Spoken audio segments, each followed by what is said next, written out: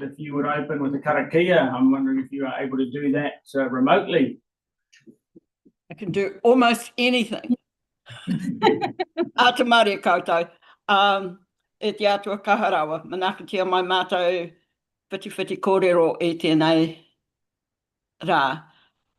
O mai ki a mātou nā kupu pono, nā whakaro tika I pana ki te kaupapa I mui a tātou. E te atua manakitia rātou I pauri ana I māwewi ana I tēnei wā. Nau te pūtaki o te ao. Nō reira, whakawhetai, whakamoimiti ki a koe. Āmene. Thank you.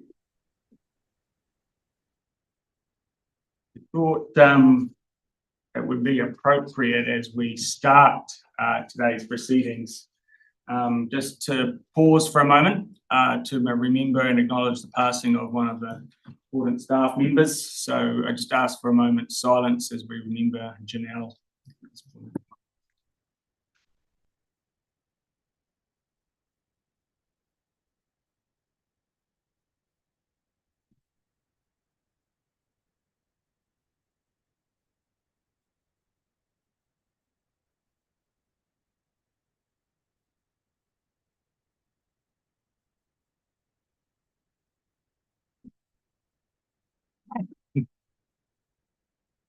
Thank you. Yeah, I think it's a pretty emotional thing to consider, but thank you for taking that time to remember collectively our service and loss.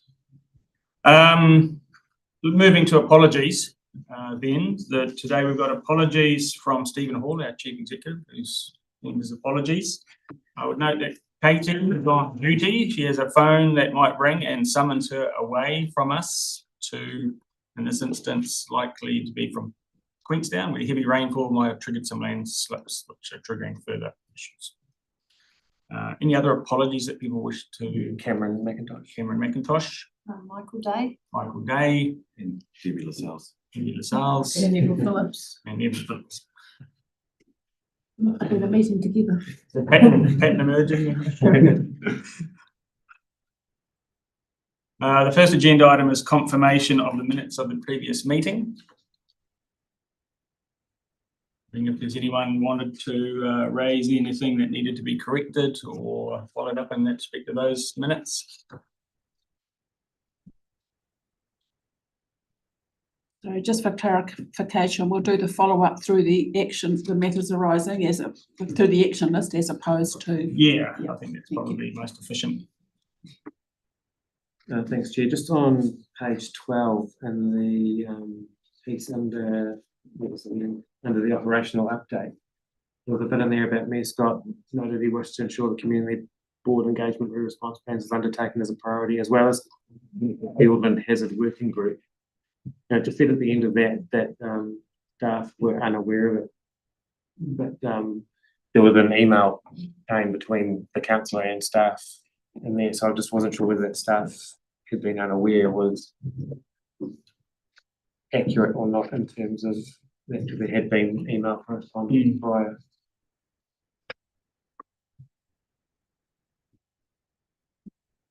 We would probably need to refer to those staff to verify or clarify what was going on with that one. Yeah, it might just have been that the staff that were in the room didn't have visibility of the thing, right, as opposed to staff cartoon not being aware. So I'm not sure how you change it to reflect. Okay. I can find out more. Might be a little bit picky, but sort of just. No, I'm wondering if it would just be more simple to adapt that sentence to read staff undertook to make the connection. Yeah, or staff present had been unaware or something, just to clarify that it was. Yeah, so staff present had been unaware. Thank you. Any others, comments or corrections on the minutes? Someone like to move at those? Thank you, Tom. Seconder for that. Thank you, Grant. All those in favour, please say aye. Aye. Against? Carried. That brings us to the action sheet following the minutes. Want to speak to that one, Phil, at this point? Yeah, through the chair. So I'm happy to go through. I've tried to provide updates for most of the actions, and I'm happy to take guidance from this committee whether they're deemed to be completed or in progress and what we want to do with them. So the first one is around community board engagement. So since the election triennium, the EMS team have gone out and done presentations to all the community boards. The only one that hasn't been done so far is Stewart Island, Rikuru, and the rationale. Well, they've tried a couple of times and they've been either bumped off the agenda or our staff haven't been available. Currently, they were planning to go there, I think, in September, and that's been pushed because of spatial planning. So currently, we've got bookings for November to complete that. So that's the only community board that's outstanding around receiving an EMS CDM 101 presentation at the start of the triennium. So once again, seek guidance whether you're happy for me to leave that as completed or whether you want to leave it in progress until that last community board has actually been presented to.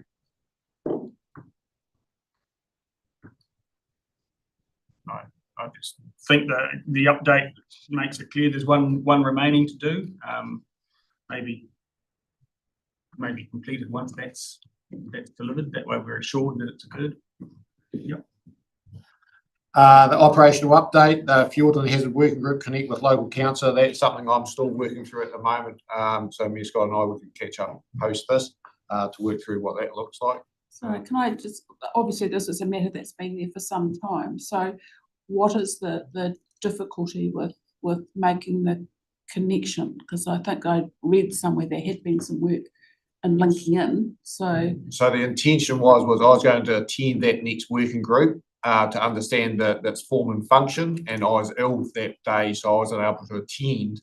And to be honest, I haven't had the capacity to get back into that particular agenda item. So you're intending to attend, Yeah. But the connection has been made, hasn't it, with the local councillor? So there's an email thread that Mayor Scott shared to me, so I responded to that on undertake to work through what this means. I'd re-engage with Mayor Scott once I've felt what's appropriate regarding an elected member being on this working group. Because I don't know what the form and function of that group is, I don't want to commit to having an elected representative attend that meeting until I understand what its purpose is. Okay, so therefore it'll come back at a later time. Thank you. Great, so it's an ongoing activity. And I think just, if I may, just add councillor and board chair as well, because it was part of that original email trail, but it started in April, so it would be good to get that piece underway. The finance one, so we've got so the finance reports, I believe, have now been expanded to include more information. I acknowledge that the information is still not super clear because of the original shared services agreement structure. And there's a paper in this agenda to how we're going to address that going forward. So I'm happy to leave that as I've got it as completed. I'm happy to leave it open. Probably looking at it's probably not completed. So once again, I can seek guidance whether you want me to refer that as an ongoing activity. I suspect leave it open until we can put our hand in our heart and say it's done and dusted. So the next one, governance oversight on a long-term budget to be provided. So the rationale I've got is once again, we're in the process of doing an LTP, an activity management plan process that's giving that long-term budget guidance. Is that sufficient, or are you looking more? And once again, in the work program, one of the meeting agendas in this paper is discussing how I'm going to bring to you in November a business plan, work program, and budget to support that. So once again, I'm tempted to suggest it stays open until we get through that. It's probably going to stay open until an LTP is adopted. I would have thought, which would be June of next year. Okay. For a target for completion. Can I just make a comment? It talks about government oversight of the long-term budget, governance oversight, but the governance is in fact responsible for approving the budget, so it's more than oversight. Oh yes, in my view, yeah. Now I suspect that the wording of that to fit in that box, I don't think that suggests that we're not abstaining from that responsibility to approve the budget. I just think and once it's approved, is making sure that we have a better capacity to provide that ongoing oversight to it. Which then links back to the previous item. Thank you. The next one was, well, would you like to speak to this one? Yeah, I'll cover it off in more detail later, but I have sent a letter to Minister Watt's request or asking if it's appropriate to exclude emergency management from the rates capping policy that's been communicated but not yet legislated for. The next one regarding the breakdown of EMS reserves and drawdowns. Basically, I'm alluding to it in this presentation in this agenda round, but in the October-November agenda meeting cycle, I intend to bring a paper to discuss the future of reserves and the challenges it currently presents us. So will they have the, sorry, Mr. Chief, will they have the breakdown of all the detail and everything as well, and what makes them up? Yes. Through the chair. Grant? Yeah, sorry, just back to the previous point, Phil. So I think that's a really good idea that you've written to the minister, but have other areas done similar? I'm aware of two other regions that have, Canterbury and Waikato at least, have written on the same thing. I have seen a response to the Waikato letter, which, if it's consistent with the response we expect to get, says soak it up within the rates capping thing. But that's, yeah, again, it hasn't been legislated for, and it seems unlikely to be legislated for this term, because there's only a few days left for the Parliament to sit. So whether it's, I think the indication is it will be legislated subsequently, then there's of course an election to occur before then. So. And did you, was it worthwhile copying in Minister Mark Mitchell, because he's been at the... Yeah, so I included Mark Mitchell and Dave Gaunt, Yeah. head of EMA. So they were both CC addressees. Thanks. Through your chair, just to be clear, so that response that you saw was very clear cut, was it? Yeah, it was. It was that No. rates capping was not to be excluded. Sorry, that emergency management services were not to be excluded from rates capping under the current thinking. But you have to spend an additional 84 Yeah. million dollars. So it doesn't make life any easier in terms of the need for ruthless discretion in the upcoming financial cycles.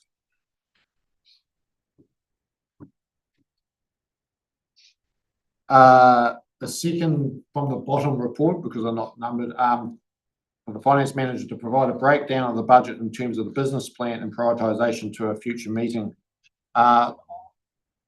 Is there any further detail on that, or is this part of that ongoing question around what are we doing this year? How are we going to match that to the budget? And will future reports clarify that? Yeah, if I may. Yeah, I think we're tracking in the right direction towards that. It comes almost back to that our role to set that strategic.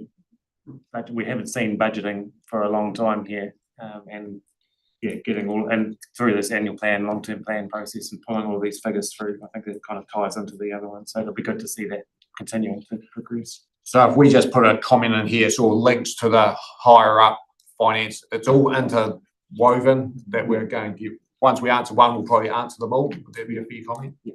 Thank you. The next one at the bottom of the page, Project AF8 strategy.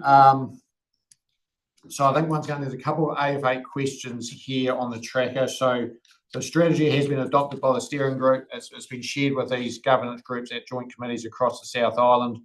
I think this particular question is, so what are we going to do? So this is about the funding. So what we're doing as a steering group, myself and the project manager, Alice, we're currently interrogating that budget to then share back to the 5 other CDM groups within the South Island to say, are we happy with the budget staying the same, or do we need an uplift? We haven't finished doing those numbers yet. Current indication is that if there's going to be a required uplift, it will be very minor in nature. But I can't give you a number yet, so I don't want to say a number out loud. So I think I've got that as completed, but probably in hindsight, Continuing or ongoing? well, I suppose when I read this action, it is that when this committee was first formed, you weren't probably properly briefed on what Project AF8 is and how this group contributes to it. So every year, this CDM group provides $15,000 annually to Project AF8 as a shared contribution to, and pretty much that budget that the 6 CDM groups contribute is to sustain the FTE and the actual, to ensure the project stays alive. So it doesn't pay for any research, it doesn't pay for any extra things, it's just that the group is there and operating. Because we didn't want the AF8 project to be at risk of external funding being withdrawn from central government or other science partners and the whole project falling over. So that is the minimum viable number we need to ensure we've got an FTE that continues to drive Project AF8. So the action seems to pertain to making sure that every 3 years we get an update on the AF8, especially, it seems like home and induction kind of activity. And that's why I closed it when I reread my note, You're which is there for me to help while I'm talking to. So that's why I just wanted to clarify. So that's why I've completed it, because I'm undertaking that's going to be part of a triennium briefing to this committee when we first meet. Right. Yeah. Thank you. I think it's helpful to clarify the 15,000 going in and understand the rationale behind it. And this probably links into the next point, that's on what the launch of the new strategy is. But for me, it was the relationship between the AF8 work and then how that is translated also into actions at the local level. So, for example, we had the discussion with the wind event. What are all that preparation and education happening with AF8? How can that be transferred to the everyday work of our councils and EMS? So I think that relates into the new strategy, because it's more than just the talking together up there in the education. So we're not doubling up on work, and it's transferring into some practical actions. So just to clarify, the new strategy, my understanding, that refers to the AF8 strategy in this instance. I attended the last working group, I attended online the last working group meeting, the AF8 steering group meeting. What became apparent to me that there is more we can do, and in fact we should probably use AF8 as one of the benchmarks for our ongoing work to build capacity and capability and understanding, based on the various AF8 scenarios, what are the capability demands that would impose upon Southland. And so I've already flagged to Phil that there's some extra work coming, some questions coming of that nature in the next few months, so that we have a better understanding of how to, one, draw on the scenario information that's available and well developed through that group, and also then to understand what are the flow-on effects for us as we consider that amongst the range of hazards that could impact upon Southland. So when you say capability demands, what are you? So the specific questions I have in mind is if there was an AF8 and if that triggered a South Island-wide set of cascading challenges requiring a national emergency declaration, and assuming that it would go for some time, because that's what the scenarios suggest, what would the resource implications be for us staff-wise to man the ECC and for respective councils to man incident management teams? How many people would that take to sustain that on over a matter of potentially weeks into the recovery? To then understanding how short are we, or how close are we to being able to meet that on a sustained basis? That's the kind of thinking that I'm initially thinking of. Right, and I was assuming all that work would be done with the AF8 discussions to date.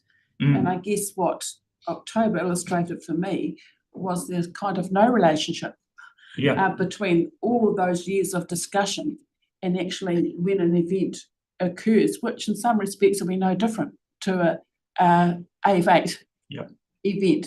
We should have been aware of the ability to get fuel, so people could be transported out of an area, all those things. But, And I've just observed, it's interesting coming to this role relatively fresh and new, with only a few months under my belt dealing with this. there's questions I have. There may be answers to those questions, but until I ask them, I'm not sure if actually we've got that answer already or actually we need to answer that. And so part of that is me, for example, discovering what's already exists and what doesn't exist, and understanding that it's actually inefficient to redesign a wheel if that wheel is already there. But I think it's appropriate that we keep asking those questions and discover internally within each of our respective councils, do we have an answer to that? Is the information held centrally and not communicated to councils? What is the expectation that each council would contribute? What are the likely actions and tasks that we would have to focus on as a priority? There's a whole range of cascading questions that flow from that understanding. I actually think that we are probably ripe for a workshop on AFA related things in the months ahead. Evelyn's got a hand up. I might go to Evelyn first and then come back to Rob and Grant.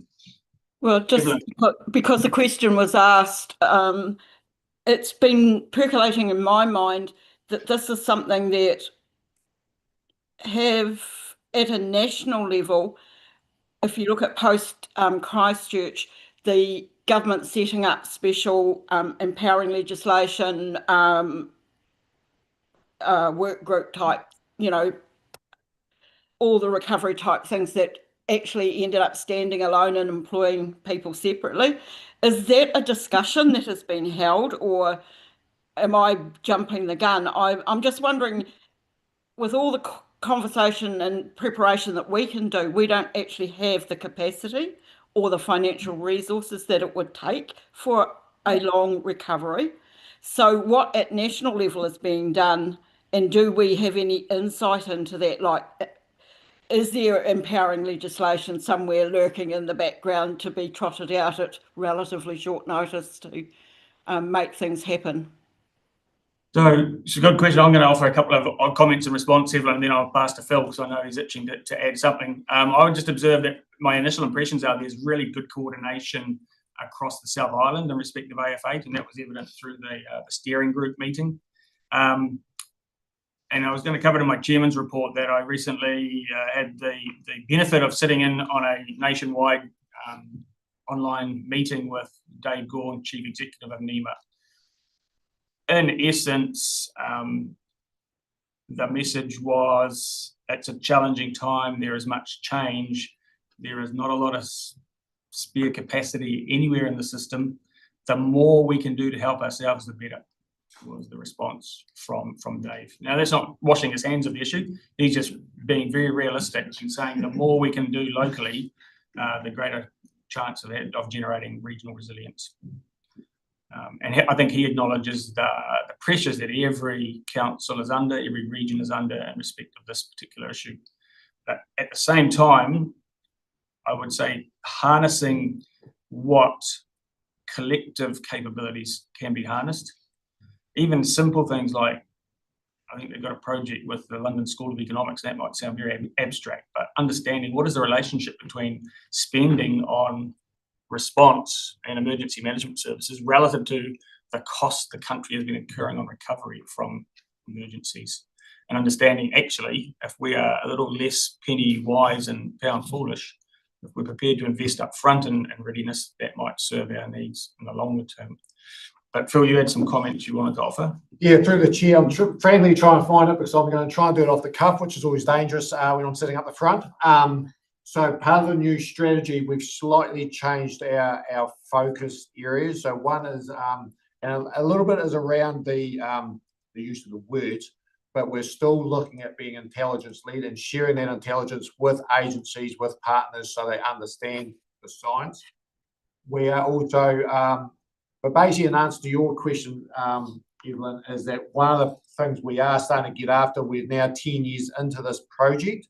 We think we've got a pretty good handle on what the response looks like or should look like through the SAFER framework, even though that may be reviewed because it's getting a wee bit dated. But what we've just started to commission now is what does recovery structure look like? So we've just commissioned a piece of work to engage at a national level because we don't know what the government's going to do. And of course, it all depends on the government on the day, but our fear is that there will be another bespoke piece of legislation that's enacted which then cuts us off at the knees, because if we start doing too much planning, what does that look like? So yes, that's what we're now starting to get after with AF8, is what does recovery look like across the South Island in a coordinated manner.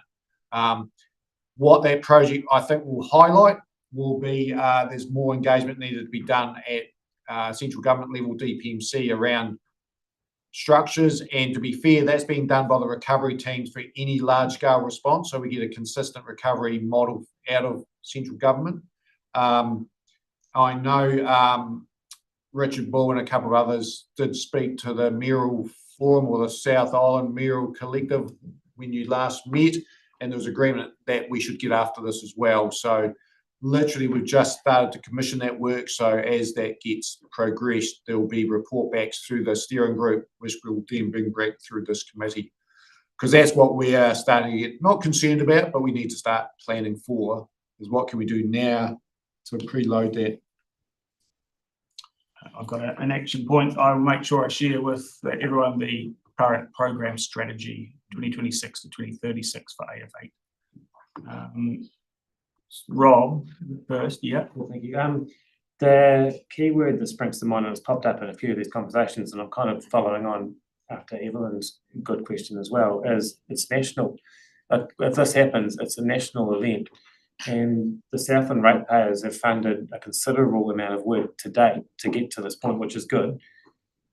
But at what point do we actually say we've got enough information now? And I certainly support continuing to be part of that collective group and continuing that conversation going. But from a funding point of view, I actually think we should be pushing back a little bit and saying this is actually a national issue.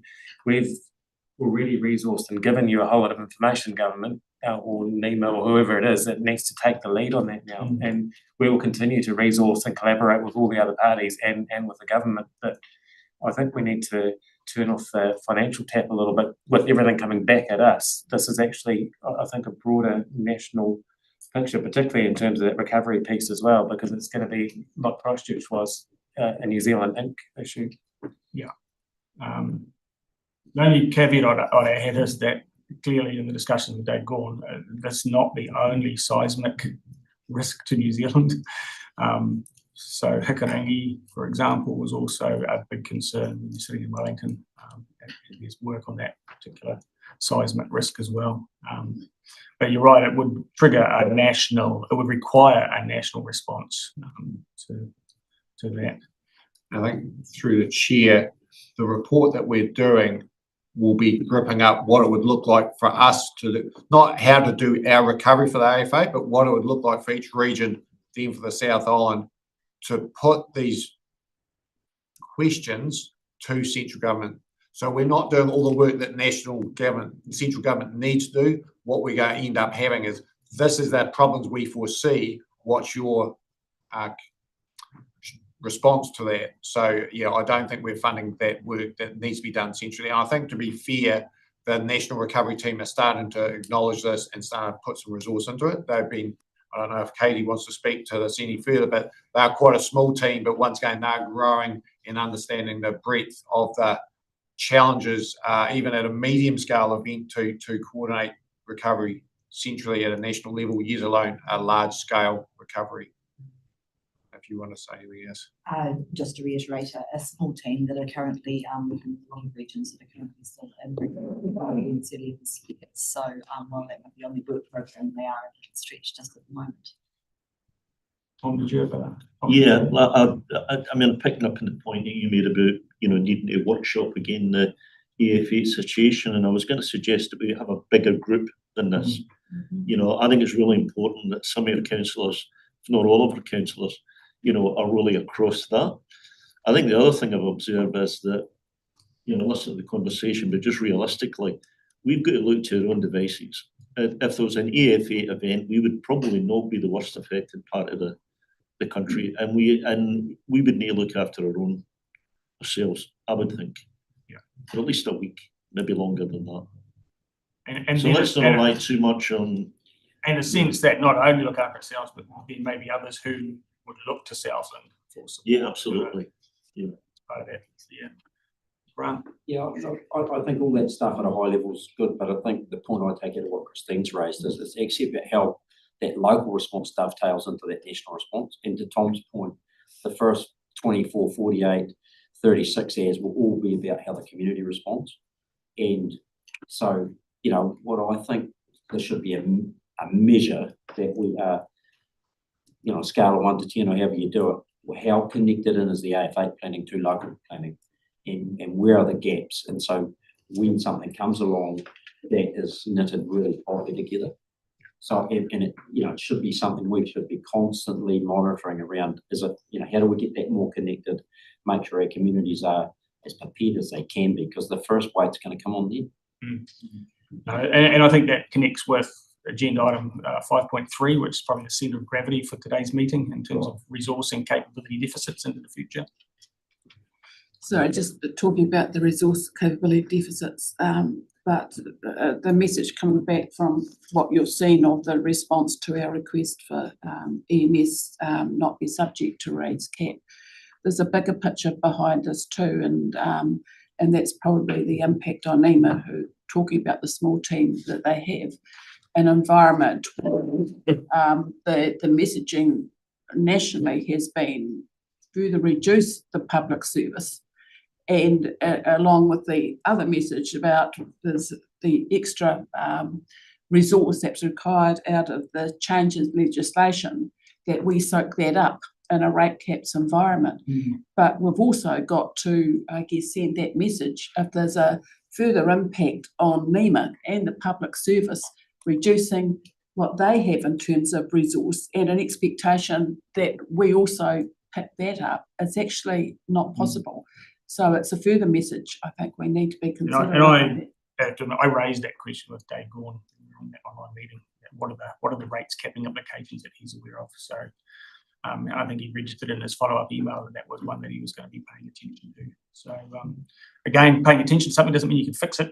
And we don't have a magic wand to magic up more money. But yeah, I think it's absolutely a valid set of considerations as we move forward into the space. May not be able to fix it, but there's strong message, and along with that, our inability to pick up the costs associated with that. Yeah. So to the action track of that first AF8 thing, are we happy to have that as completed, because it's addressing the induction to this committee of what AF8 is and how it's funded? We're happy to have that closed off. The second one is around the second update on the launch of the strategy. So the strategy was presented to this committee at the last meeting, the hard copy in your agenda. So that was the launch. There will be another reference to it at the South Island Emergency Management Conference at the end of September, which is being held or hosted by the West Coast. And we are at that conference, we're celebrating the 10th birthday of AF8 and also launching the strategy there. So are you happy for that one to be closed? Did that have the next steps? I can't remember. So for this committee, no, it's for visibility only, because it's a strategy for that project AF8. So I'm thinking that maybe we have is there a future opportunity within your revised work plan that we'll cover off later on to get an update on AF8, or is that? I think there's always opportunities. I can, and I think by memory in one of the agendas is a future reporting cycle. We've got AF8 as an annual report back, and that will be where I would report back the progress of the steering group against our strategy. Right. And I would add that I'm happy to provide as needed updates as information becomes available. So for that strategy launch, are we happy to close that? I would, again, I'm going to leave it open until after the conference in Greenup. Okay.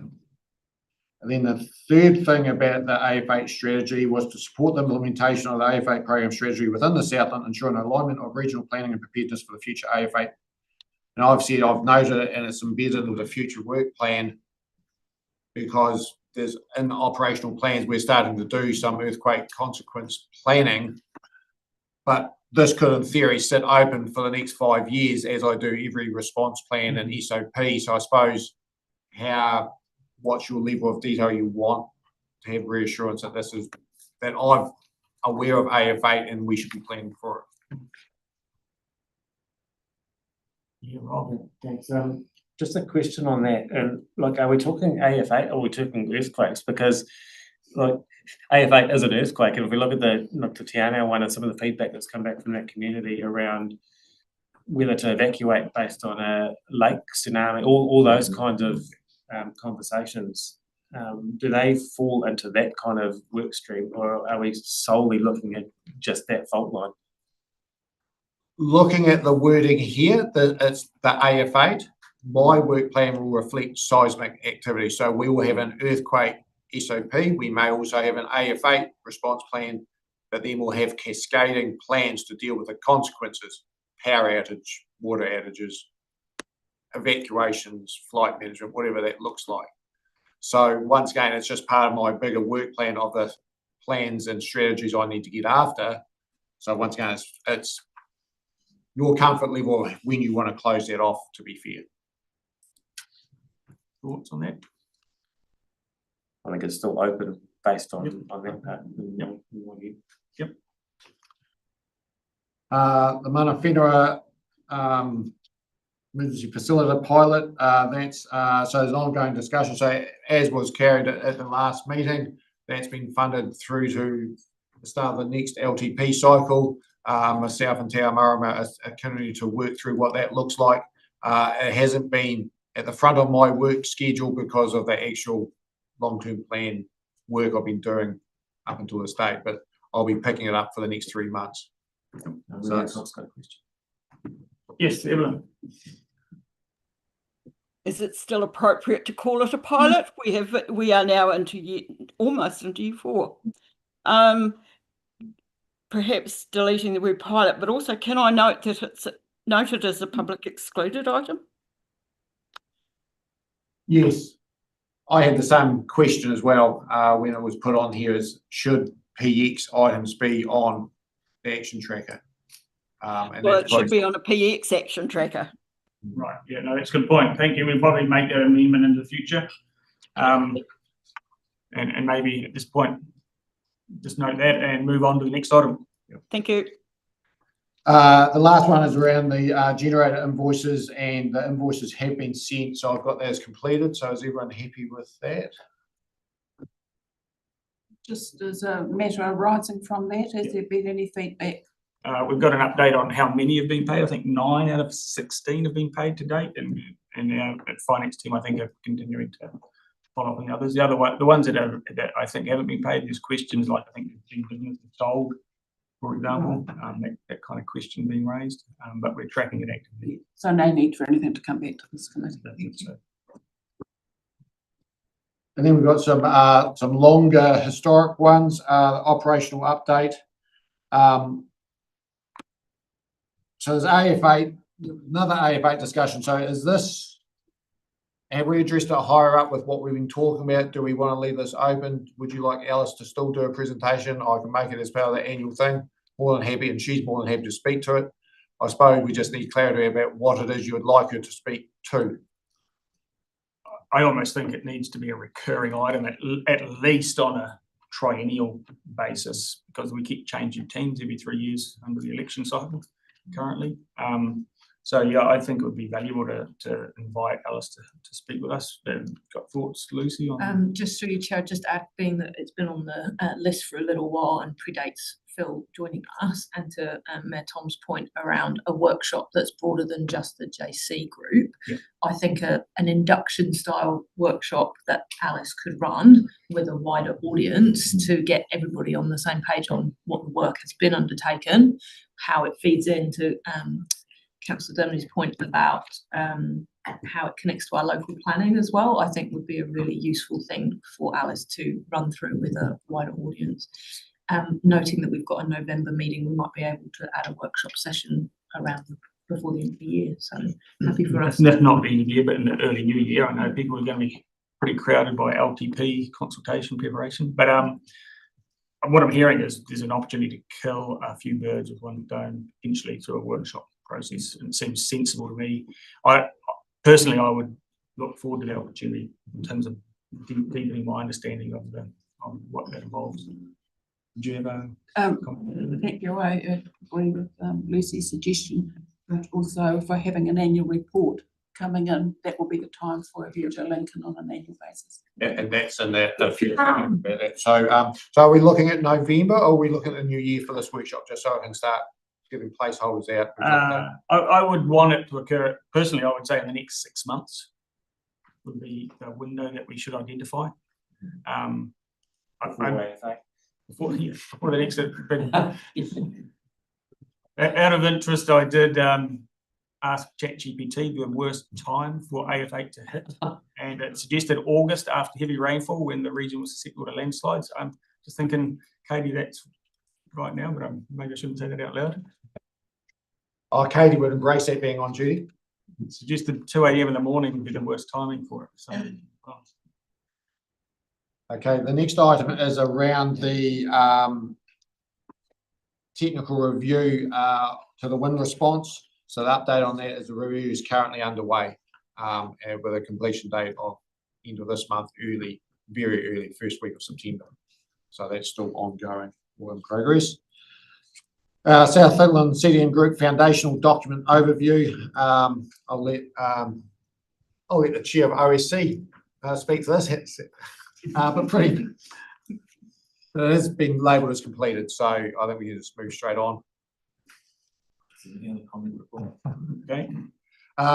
Next on, training of elected members to be an increased, provide greater understanding. So what the team have done prior to my arrival and since I've been here, they have facilitated workshops, presentations to the 3 councils. We're still waiting for a date from SDC. And the team took the opportunity to also present, and I believe they've done it to the law, except SDC presenting to senior leadership as well, which once again, the feedback from them has been very positive as well. Just a question. oh, sorry. I reached out to staff when I saw this and asked if we'd been approached, and the answer was no. So, yeah, if we're waiting on us, we need to be approached to actually do it. So just a bit more detail on that, and yeah, what you actually need to do. I'll follow up. I was undertaking it was fed through OSC, but I'll find out how and where that invitation or query got sent. So is that with all elected members that you? Yes, so it's a presentation to a council workshop. Yeah. The team got a presentation and they talk through what the business of EMS is, how they do their work and what it looks like. So similar to what you've done with the community boards? Yes, I believe so. So effectively the SDC is probably 3/4 done, just need to do the council rules. Yes, yeah, definitely the community boards have been ticked off through that earlier action. This is just to the councils or councillors. So I just think in the past we're all collected here and that's been a 2-hour session or whatever it is. That's what you're referring to. No, the team had gone out and visited each council in through their own workshop process, and the team have presented that. Yes, I think the advantage of coming here was that the elected members got to see the facility and understood that and how it operates, which was of benefit. Certainly an option if we wanted to consider that. We could, again, for the next triennium, we can consider that being an invitation to our sandpit, so you can see the operations centre, coordination centre. The presentation does include pictures and stuff of the centre and stuff. We've done it. You can follow that with our council and do it here instead of. Yep, more than happy to host. We did do a separate, sorry, through you, Mr. Chair, we did do a separate ICC when we were invited the elected members up, so they had the opportunity as well. So the team had made that available, and we just, as the OSC, had to organise that. This historic one that's been completed, not started. This is the Milford Sound Tsunami Hazard Update. There's a paper in this agenda which may speak to it, but I think we'll just leave as rather than not started as ongoing, because there is definitely work being done in that space. Second to last one, proposed staffing uplift. So obviously there's another paper in this agenda, but just an update on where we currently are with our resourcing. There's literally, hopefully today, there'll be an ad going out for the last vacancy we are carrying to replace Janelle's position as business support project coordinator. So that will hopefully go to market today, if not start next week. Right. So you're happy to have that completed, or do you want to leave it open until I've got that recruitment? Leave it open until we've got a warm body in the seat, please, I reckon. Okay. And just to clarify, we're talking about against the current Yes. establishment, not what's proposed under the AMS. And the last one is, and once again, probably seeking some clarity on this one, but there was a talk around GM level expectations and JDs around controllers, wealthy managers, etc. What I'm currently in this 12 months working on a training framework, and that's going to outline what suitably trained and qualified looks like, including what it means for a controller. So it will also speak to the attributes of what it means to be a controller. So my hesitation is that if councils put forward GMs because it's a name that fits, they may not have the suitably experience and availability to fulfill the role of a controller. So I would be hesitant to say, just because you're in this role within council, you are automatically a controller. I think there needs to be a bit more robust discussions on that. As you complete that work, would you then share that through OSC out to the different councils? Will you for There's a whole piece in this training framework to outline that, because I think going forward, I think even OSC has alluded to this, is that just to say, oh, congratulations, you're now controller, carry on, there's employment, reputational, legislative responsibilities for that person and for their professional development of how can they attend training, professional courses. Because to be suitably trained and qualified, there's going to be an expectation on them to attend that training. And we know that every person within council is extremely busy. So it's that we can't set people up to fail is what I'm saying. So that's still in progress. Thank you, Chair. Just totally support that, and I think it's such a crucial role that we need to have the right skill set in there. But just if I can just step back to the Milford Sound tsunami hazard, given what's just happened in the pool, I always look at these things and translate that similar risk, and I mean that is a very likely risk in Milford. Where does that actually, like that piece of work with that tsunami hazard, like have we got any more clarification on where that actually sits in terms of national, local, given it's on Dock Estate and you've got MSTL in there, like all those moving pieces? So we've got an update due within another agenda item later in this meeting. There is a recommendation in respect of that agenda item to receive the report. When we get there, I might add a second recommendation to ask Keg to perhaps have a look at what are the interim arrangements that we currently have, understanding there's still some tsunami modelling to be complete to fully inform that. But I don't think we can ignore the risk in the interim. I think we need to attend to that risk. Thank you. That's the lot on quite an extensive list. Perhaps we need to continue to reduce that list over time, but that requires time and effort and attention to do so. But I'm sure we can make it shorter as we move forward. Christine? Sorry, just a comment. I made a request last year sometime that those actions be tracked back, because I don't think they're always identified for the next meeting. So it's actually great to see that that has been done and we're able to work our way through it, and obviously some work around completion has occurred. So it's excellent to see. I think it's a really helpful system to have running as we work through it.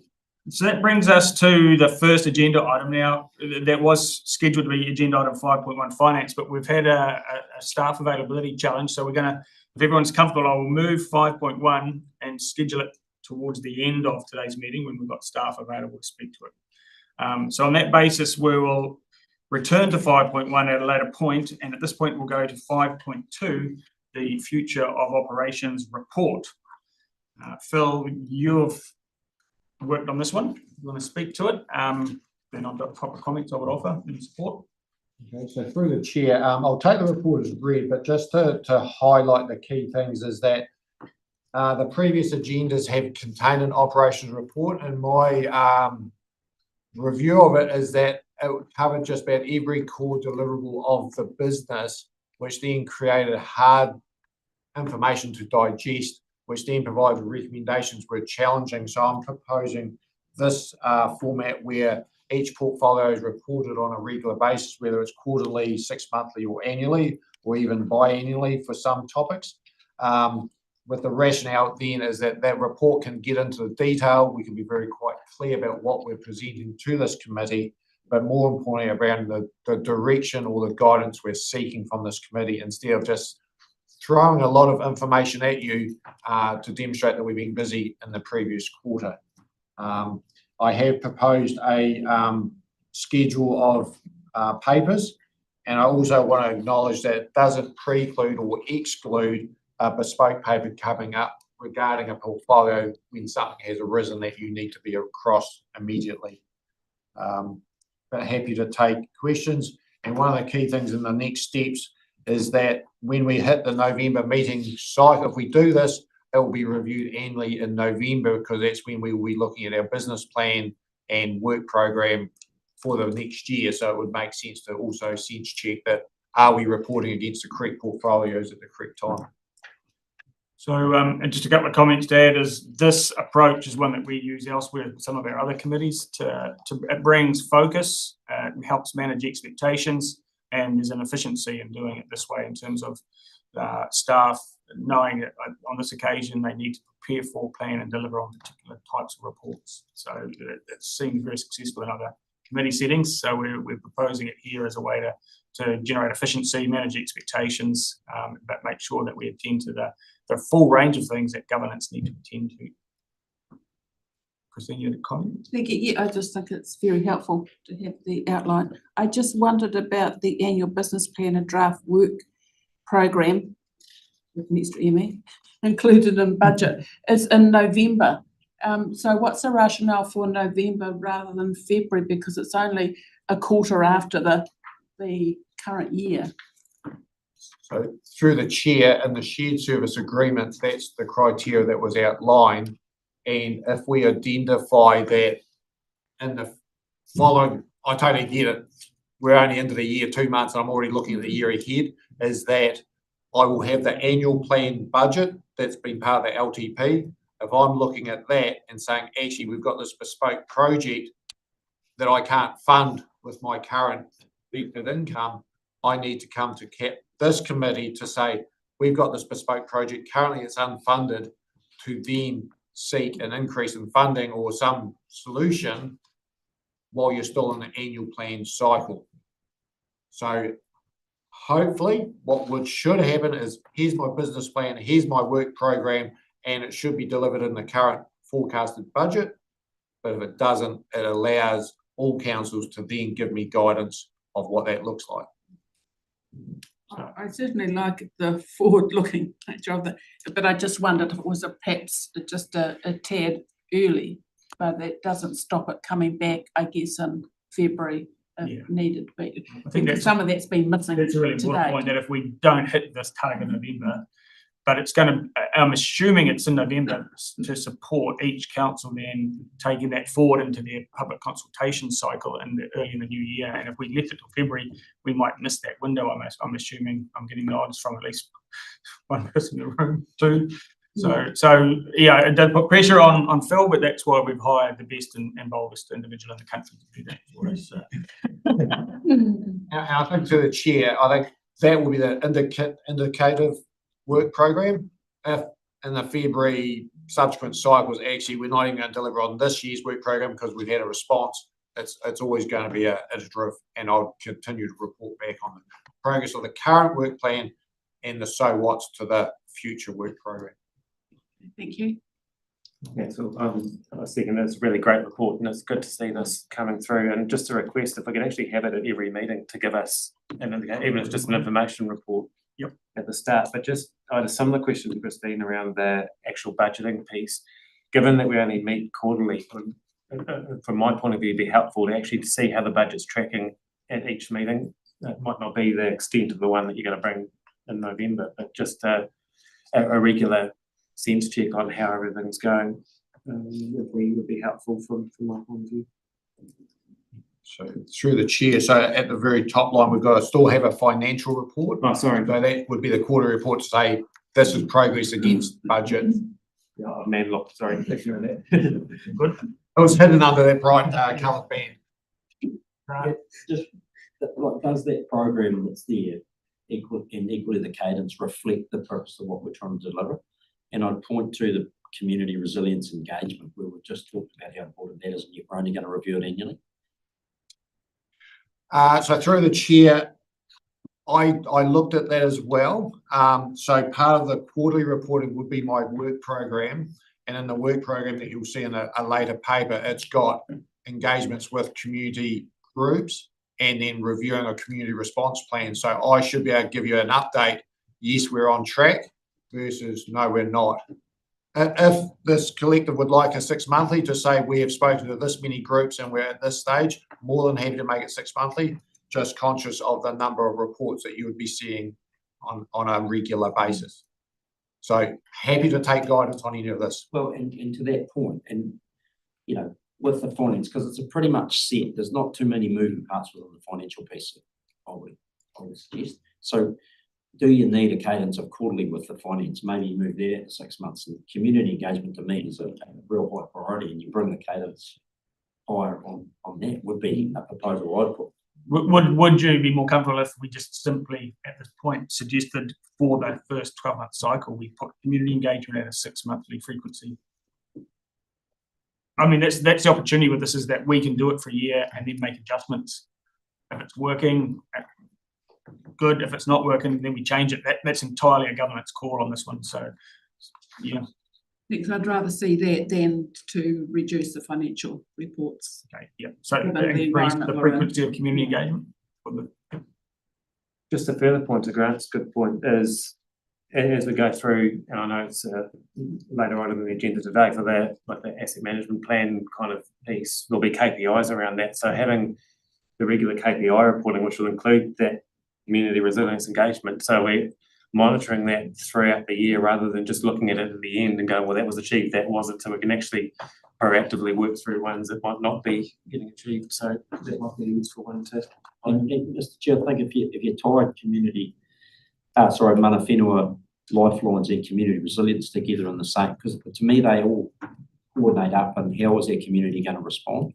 And so that the reporting cadence on those three should align, because then we'll get a feel for, okay, in those three really important areas, we know what's happening, where we're at, what's next steps, where our gaps are. So, but I'm conscious, that, and that's why I suggest the financial or something comes out, so you're not sort of increasing more reporting, you're just reallocating the workload and flow on staff.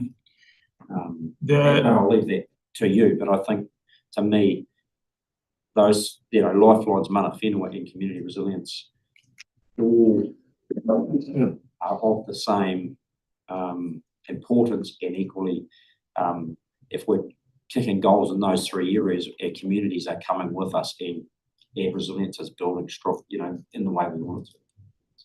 So no, those are good points. So I guess I would suggest that mana whenua, emergency facilitator, and lifelines are both 6 monthly anyway. So I think we should potentially add community resilience as a 6 monthly occurrence. Well, lifelines is only annually on this. Oh, is it? Sorry, my apologies. Lifelines, if we made that one. So through the chair, the Lifelines is a subcommittee to KEG. We would be generally would have, say, a couple of quarterly meetings of 2 hours, just touch base with the Lifeline entities. We have a forum annually, but we then may also have specific work projects to deliver a thing under Lifelines, and that would be reported as a quarterly work program update. So I'm just not too sure what you would receive. I'm happy to report 6 monthly on Lifelines, but it would be the team have engaged with Lifelines.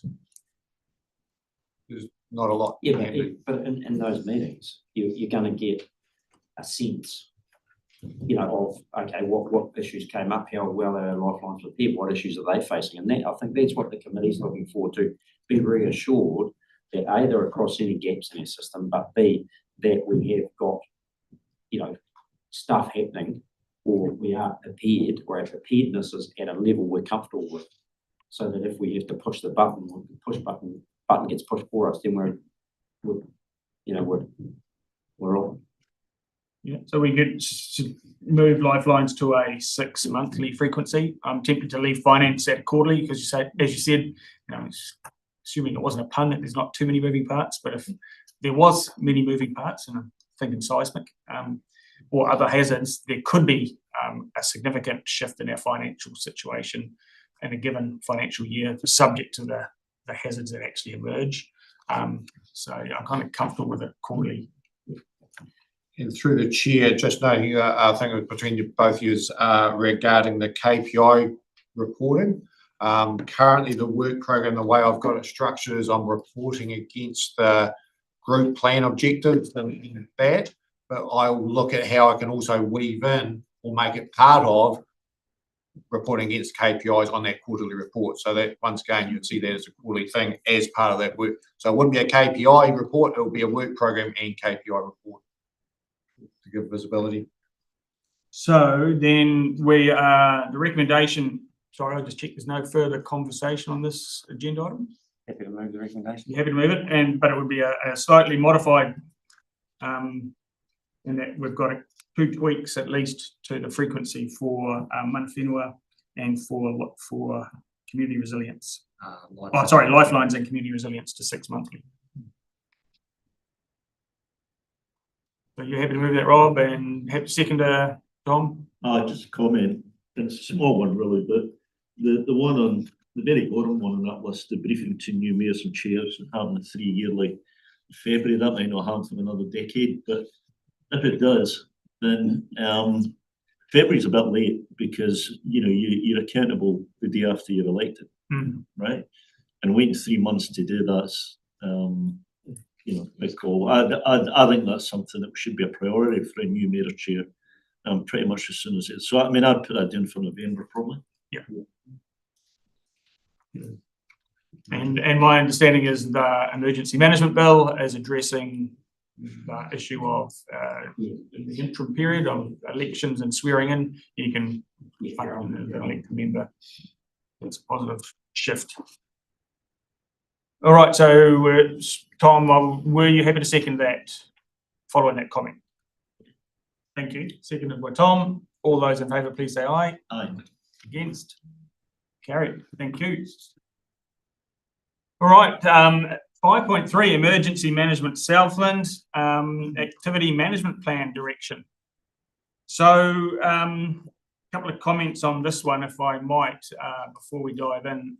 As I probably mentioned earlier, in my mind, this is possibly the centre of gravity item for today's meeting.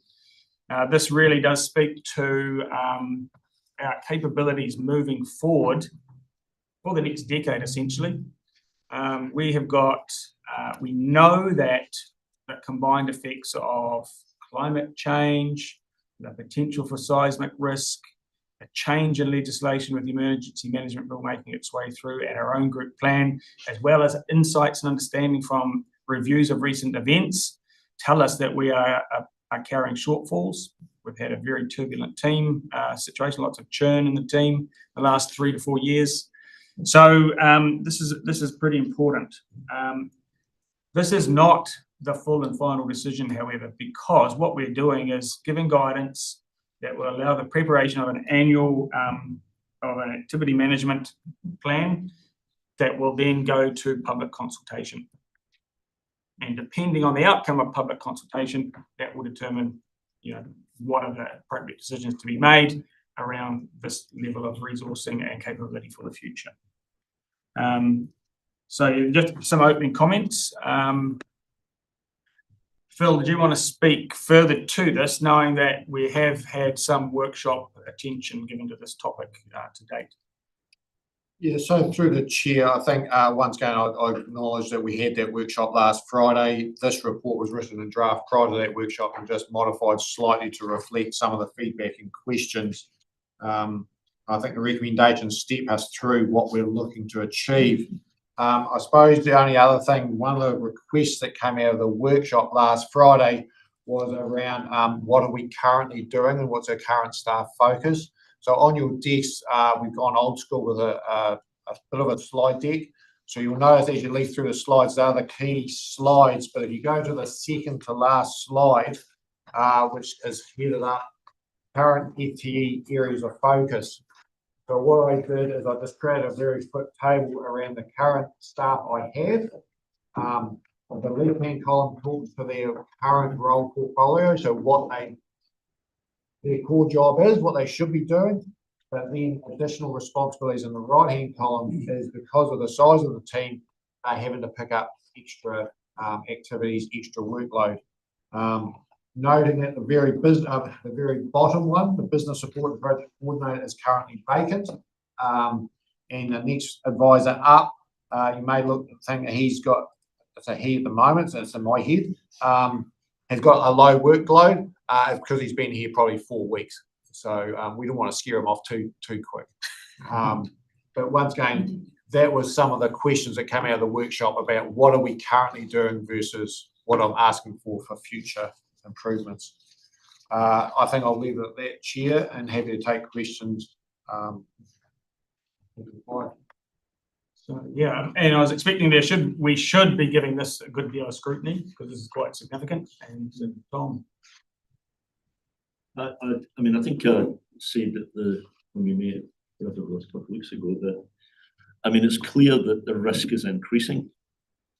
It's clear that frequency is likely to increase, and I feel probably a little bit less prepared than we were. We've been shrinking staff numbers, and it's so absolutely. But I just wonder whether, I mean, every single meeting I go to, and I don't know about everybody else in this room, every single meeting I go to at the moment, LTP type meetings, workshops, every one, people have got reasons for increasing staff numbers and reasons for increasing costs. And they're all good reasons, otherwise they'd never come to the mayor, right? Every single one of them. We know that they're impossible. That's just the reality. And we are going to have to cut our suit to suit our cloth, and particularly, you know, given the rates cap. But even if it were not for the rates cap, we'd still need to do that. And when I look at the options provided, and there's option 1 and option 2. The option 1 is do what we really believe is absolutely essential to be done. Option 2 is pretty much do nothing, it's business as usual. But there must be shades. There must be option 1A and option 1B, and there just has to be, because when I look at the amount of money that's involved, I just don't believe we're going to have the money to do everything. No matter how persuasive the argument is. So it might be that we've got to look at an option 1A or an option 1B or whatever, which is a more graduated approach to it. I mean, I personally think the first 2 staff are absolutely essential, right? I think, you know, we got to do that right now. Beyond that, it's going to be caught up in the rates cap, and it's just going to be difficult. So I don't know what others feel, but I seem to sit at these kind of meetings all the time, Phil, and you know, find myself being spoil sport by making this kind of speech, but it's just the reality.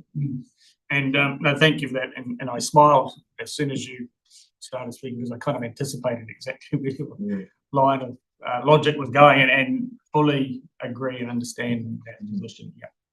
Well, yeah, totally support what Tom said. And we had a good workshop with yourself, Phil, at council on Wednesday, and we're actually going to write back to you as a result of that, kind of where we see that fitting. But I think that, to Tom's point, it's quite binary at the moment. It's that or that, but there is somewhere in between that I think is important. And one of the reasons I asked for this report, thank you for bringing it at that last workshop, was to actually have a good look at kind of where we're at now and what your kind of key priorities are in terms of, if it hits the fan tomorrow, what do we actually need to be able to respond properly? And when we look at like the SOPs, which unpleasantly surprised that we don't have any, but that's in the past, and we've got to look now and how do we get those in there?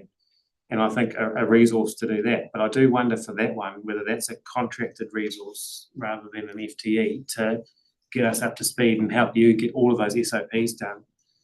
But when you look at the, I can't remember the title of the other one that you've asked for, in that first year, the capability development, and when you look at the kind of that training piece, and even to your comment about the controllers and all of that, there's quite a lot of important work there. So I certainly support that kind of work, and I think that being an FTE is probably important in terms of that ongoing kind of piece. So I think I agree with Tom in terms of that year 1 When you look at it holistically, we're doubling the investment required. At the same time, we've got the government stomping on us and getting us to deliver a whole lot less with more, and not just the government, our ratepayers as well. I mean, I hear daily from people that they can't afford their rates, and we've got this kind of delicate balance of trying to manage everything. And if we were to take this at the wish list level through our LTP, what suffers as a result to get this through? I mean, everything's important, and this is very important work. But yeah, I think to Tom's point, we need to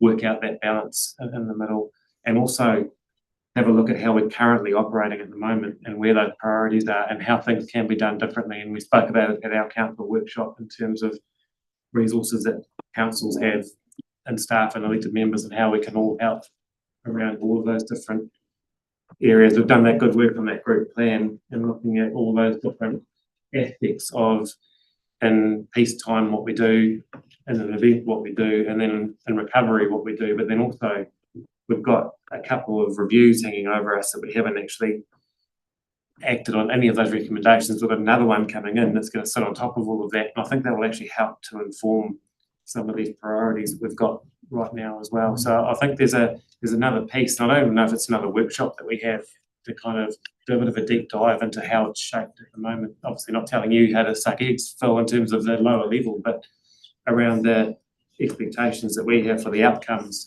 for our communities, rather than just looking at the government legislation and what they've got, but what do we actually need to get to be able to serve our community. Can I ask a question for a second?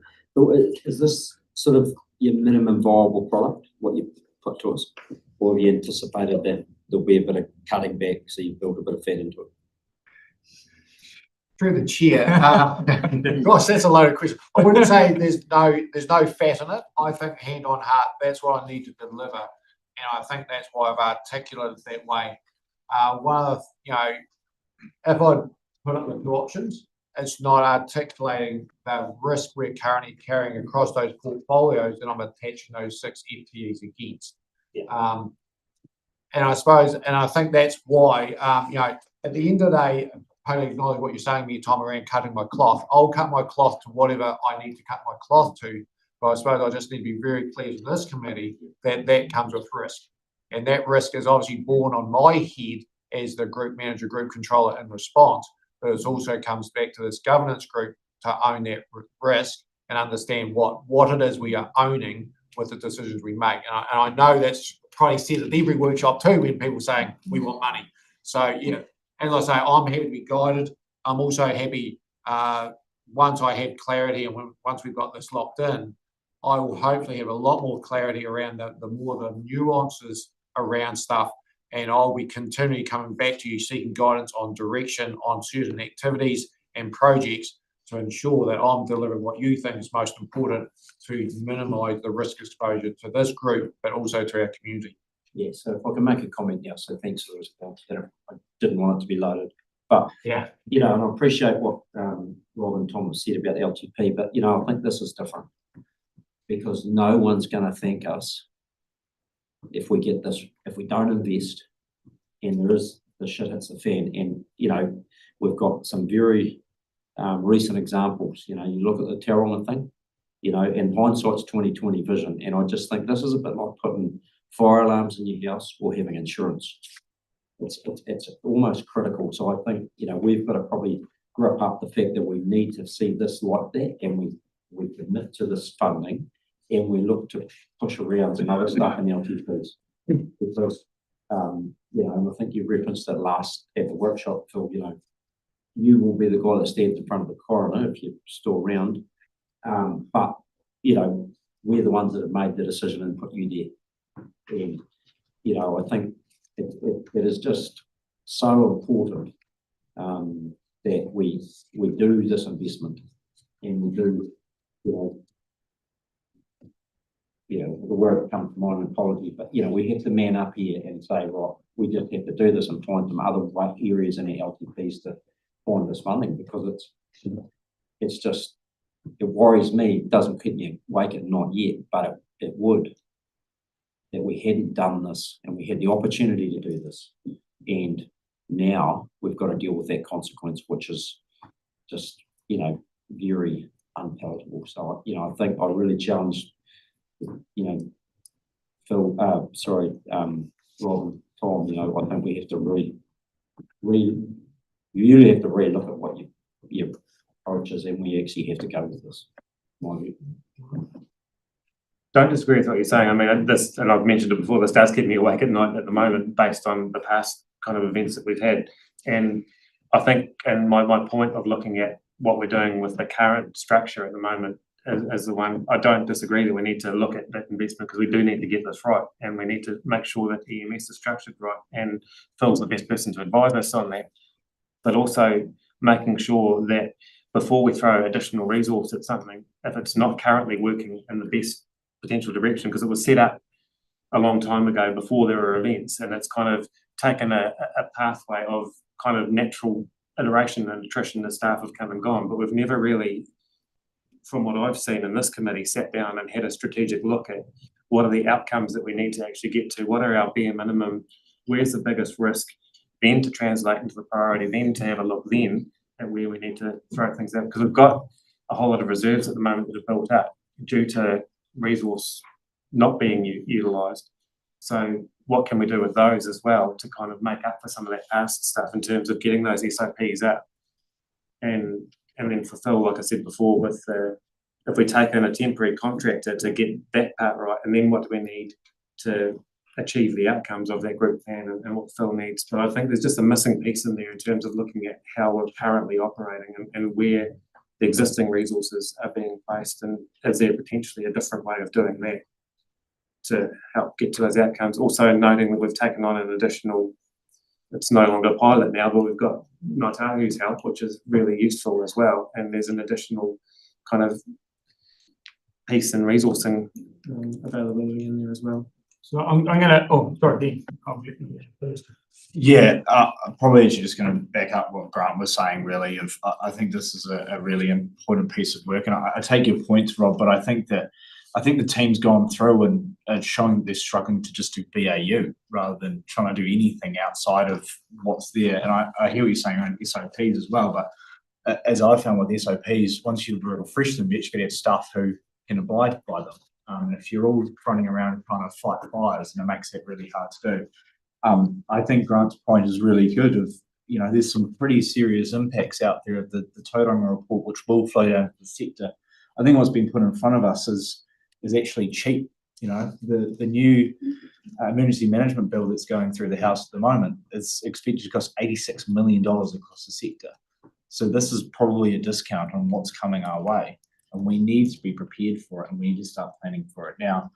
And I know that it's awfully ambitious from the guy who gets to pay the least overall to contribute to that, and also has had the highest rate increases as of late. But I do firmly believe this is a really important piece of work. I actually agree with the first point, so let's start with the two, and then once you've got those, how you're doing everything and operational planning at the same time, that's a crucial point. You need to have an operational planner who actually, that's their role, is to look at all of this stuff and really, really tease it out. It concerns me that you've got an advisor doing basically a comms role, because there's no comms support, which I see it in year one as well. I'm going to put, boss, I can make a comment, but I'll reserve that comment and I'll go.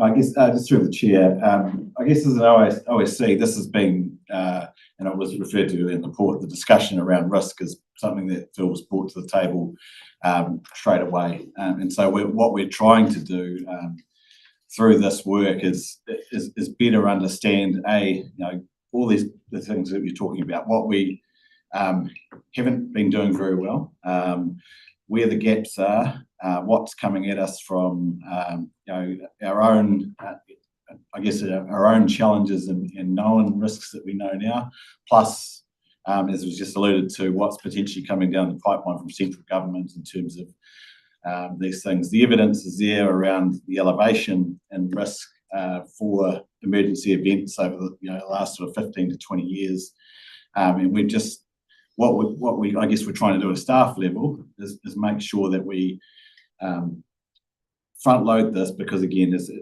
couple of points. It's we can't go back once it happens. And so we've got to keep that in part of the discussion. Absolutely. We, as GMs, I guess, are well aware of the financial challenges that we're facing as well, and competing priorities.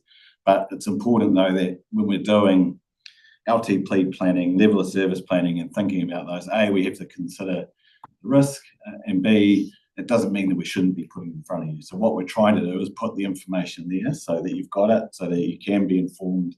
And there's still a lot of work to do here, because we're still, Phil's still pretty early on in this, but has got a wealth of experience that we're sort of trying to pull out and just make sure that the committee's getting early, so that when something does happen, you haven't gone, well, we didn't even know about that. We didn't understand that these were challenging.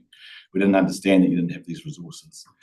And plus, probably speaking just as we also want to make sure that the group controller doesn't walk from the job because he just feels that risk is, he's carrying it all. And I think we've got to sort of try and balance up all these things when we come to making this decision. It doesn't make it any easier, but it's one of the ones too that we've just got to keep on top of, and make sure that we're still having these discussions, that when we do make those decisions, that we understand clearly where those risks lie, and we communicate those out to our communities too. So the comment I was going to offer is I think forward to how conversations go when you're talking to the public about LTP related topics.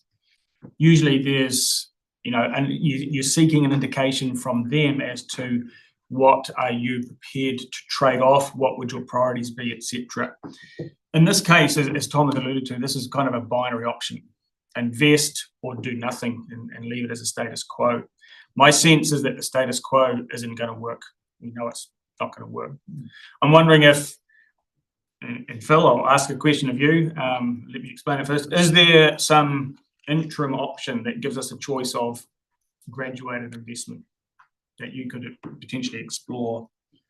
I guess that would result in not an activity management plan, but potentially 2 draft activity management plans reflecting a tier 1 level of investment and perhaps a tier 2 level of investment, tier 2 being the 6.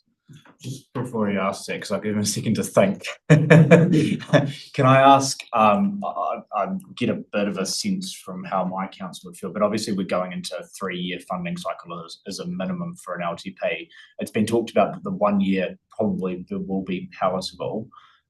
I'm just addressing the elephant in the room. All 4 of us have got to get this passed through our council to make it stick. Years 2 and 3 are going to be difficult around your council table. Is that?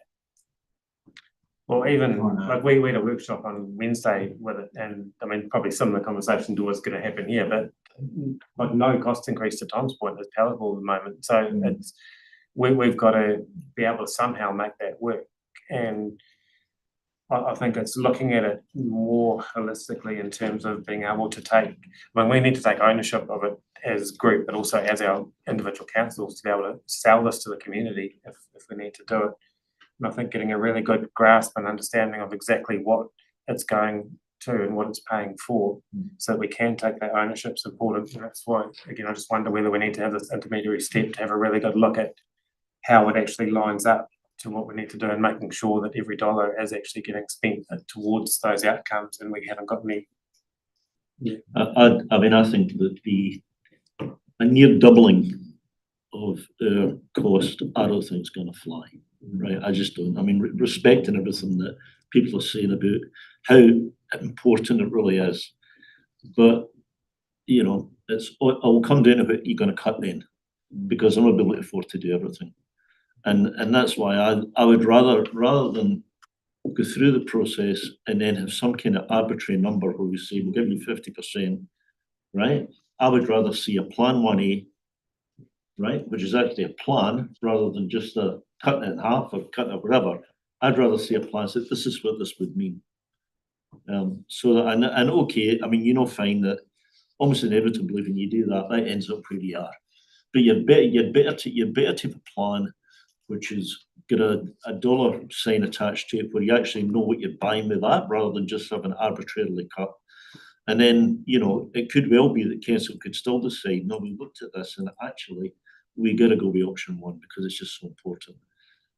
Some are rolling that out, But I just see, as I go through, we're still at the stage of adding things. I don't know how other councils work, but we go through this where you just add things, the bag just gets bigger and bigger and bigger, then you come back later and cut. We're going to get to that point, and our bag is just get every time I get this kind of meeting, the bag seems to get bigger, and it just gets bigger and bigger. The story, Tom, reminds me of share a story because it kind of relates to this before Phil answers this. Guy used to work for the Army Defence Force. People used to come in with really cool ideas. I saw this new piece of equipment. I think we should buy it for our infantry. And his response was, well, here's the pack in the corner. Show us where you're going to put that new piece of equipment in and what is going to come out of that pack. Because the pack was a fixed size, a bit like the budgets for councils. So if something goes in, something new goes in, what's coming out? And how do you rank that in terms of essential mission essential support, or in this case, levels of service? Phil, we've been buying you time as you think about your response to my question. I'm going to go to Grant because it buys you a little bit more time. You know, it feels like we're thinking about this as it's a bit discretionary. You know, this to me is like water. You know, if we don't invest in water and people turn the taps on and, you know, we have to go to bloody notices because we haven't invested. You know, so it sits at that level of criticality to our community. I don't think it's like a playground or like a you know, something else. It's actually a critical piece of what we do. And I think what's lost on us is we haven't probably got a recent event. We've escaped most of the things other than wind, and we got off pretty light with wind, really. You know, we haven't had a massive flood for a number of years.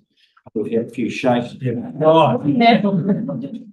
Gone to the sort of, you know, the 80s and 90s, and you know, I think, you know, it's critical. And so I guess an observation I would share is that we've got two things looming. We've got emergency management bill approaching its third reading, and Governor General will put a stamp on it. It's happening now. It's happening now. Happening now as we speak. Yeah. Second thing is we've got another technical report coming through, which will shine a light and further allow us to quantify the level of risk. I guess what we're saying here is if there was the feasibility to do two versions of an activity management plan, that's not removing choice from us. We can still choose to go with the upper version of that when the decision comes. It gives us an opportunity to consult with our communities with a level of quantified risk associated with each of those options. Again, I'm kind of flagging this is not the full and final decision today necessarily. It's setting us up to make better, more informed governance decisions into the future is how I would be pitched that. I sort of give Phil a little bit more time. Just in terms of that discretionary activity comment, I tend to disagree with that a little bit. I mean, the activities that EMS does is definitely highly important, but some of the discussion around our council table on Wednesday was around, and Phil touched on, he thinks it might be the only region in the country that does the extent of the shaky trailer kind of activities with the schools. Travelling around Southland is a time onerous activity, and that's not a discretionary activity, but it's how those activities are actually done, and is there a better way of actually doing those and a more cost-effective way of doing those in both staff time and also the financial component. And what came up quite strongly at our council, and look, we've been talking about this for a while now as well, is the community board taking ownership of those response plans and actually helping and supporting the staff. Obviously, the staff at EMS have that coordinating role, but there is a genuine desire from our council and our elected members to take more ownership and actually help, and we can do those time-intensive processes differently as well, which then frees up staff time to focus in other areas as well. So I think there are different ways to skin the cat in the current environment, not to necessarily say things are discretionary, but to change the way and maybe free up some resourcing, combined with what I said before. We need to lift our game in terms of that operational planning. I mean, we're flying a plane with 104,000 people in it, and we need the pilot to know what they're doing, but we also, a pilot with 15,000 hours experience still goes to an operational procedure if something starts to go wrong and goes through a checklist of everything. I think we're missing those important parts, so we don't. But yeah, I think there's a way to work inside what we've currently got to help get that middle ground between what Phil's asking for. we're shortly going to ask Phil for an answer to the question. I would just observe that regardless of whatever the answer is and whatever the outcome of LTP consultations and then final endorsement is, I would expect as a governance group, we support whatever form of innovation is identifiable and investigatable and explorable and actionable with EMS. If there's different ways of doing things, then it's more cost effective but more impactful, then we want to be prepared to allow our team to experiment with that, come back to us and potentially act upon those innovation opportunities. Would be an observation. Going to turn to you, Phil. Could you potentially look at a two-tier option and develop an activity management plan for each? So through the chair, look, I just want to acknowledge something that Councillor Dermody said, and I know I've got the terminology wrong. It's not local government reform, but it's one of those local government legislation things going before the House. And the wording is that EM or emergency management is actually a core responsibility of council. It's not just a nice to have, it's right up there, like water, like roads. So I just want to flag that. And I think, and I suppose it's early to my response. Do you see I'm buying time here? I'm still thinking. What Mayor Tom said earlier about cutting my cloth. The chair, being an extremely wise man that he is, said that this question may come to me. So I have done a wee bit of thinking. My automatic knee jerk was cut it in half, go to a 3 FTE increase. And I gave myself a bit of a talking to and said, how would that look? I didn't like the answer. So I actually went back to a 4 FTE. The smoke and mirrors, whether we do 211 or 220. But I think I have to stay firm on the 2 in the first year. And the first 2 in the first year would be the operational planning and capability development. And then in year 2, and the following 2 FTEs, I think we need to acknowledge as a communications aspect. If we don't tell the communities what to do, et cetera, we lose control pretty quick. And recovery. I've said it in my reports, and I'll keep saying it till I'm blue in the face, is we're incredibly at risk and immature in the recovery space. That's fine until we have a big event. Now, if that big event's next year, we are going to be found extremely wanting in this region to coordinate a recovery that sets our region up for success going forward. So that's where I'm thinking. There will still have to be an additional acknowledgement of that fund for the mana whenua permanency, because we want to transition to a permanent thing, but that's where my gut is telling me. And if you're saying, so what does that leave out? That's that assurance, that monitoring and evaluation. So how do we self-judge ourselves, but also support the judging against the national model? And the other thing that drops out is the lifeline. So that would have to be picked up within the team portfolio. Christine. I just wonder if I can clarify something. I thought we'd agreed principle that for iwi representative to become part of the baseline funding, which would mean an increase to councils anyway in the baseline funding. Or have we not done that because we're talking about that's still in pilot stage or still in thinking stage? Did I misunderstand the intent at the last meeting? So through the chair, I've built into this LTP budget fund the ability to maintain that going forward, to make it permanent. So we're currently still working with Te Ao what that looks like. But within that 450k that I'm asking, which includes the 2 FTEs, is a figure of 100k that I've allocated to that mana whenua transition becoming permanent. And I think what we'd approved was to extend the funding through to the start of the next LTP cycle, not in perpetuity, simply to get us through to the end of June 2027. Okay, sorry, I misunderstood that. Yeah, okay. So the current funding for mana whenua in this financial year is coming out of reserves, which was one of the recommendation resolutions at the last JC. And the other resolution was for myself and RSC and Te Ao to then scope out what it looks like to embed it into the LTP process to make it. Yeah, they understood that part of the process, but I thought in principle the decision had already been made around it was, but it hasn't been funded, and it was to be identified in LTP how we would fund that going forward. Okay.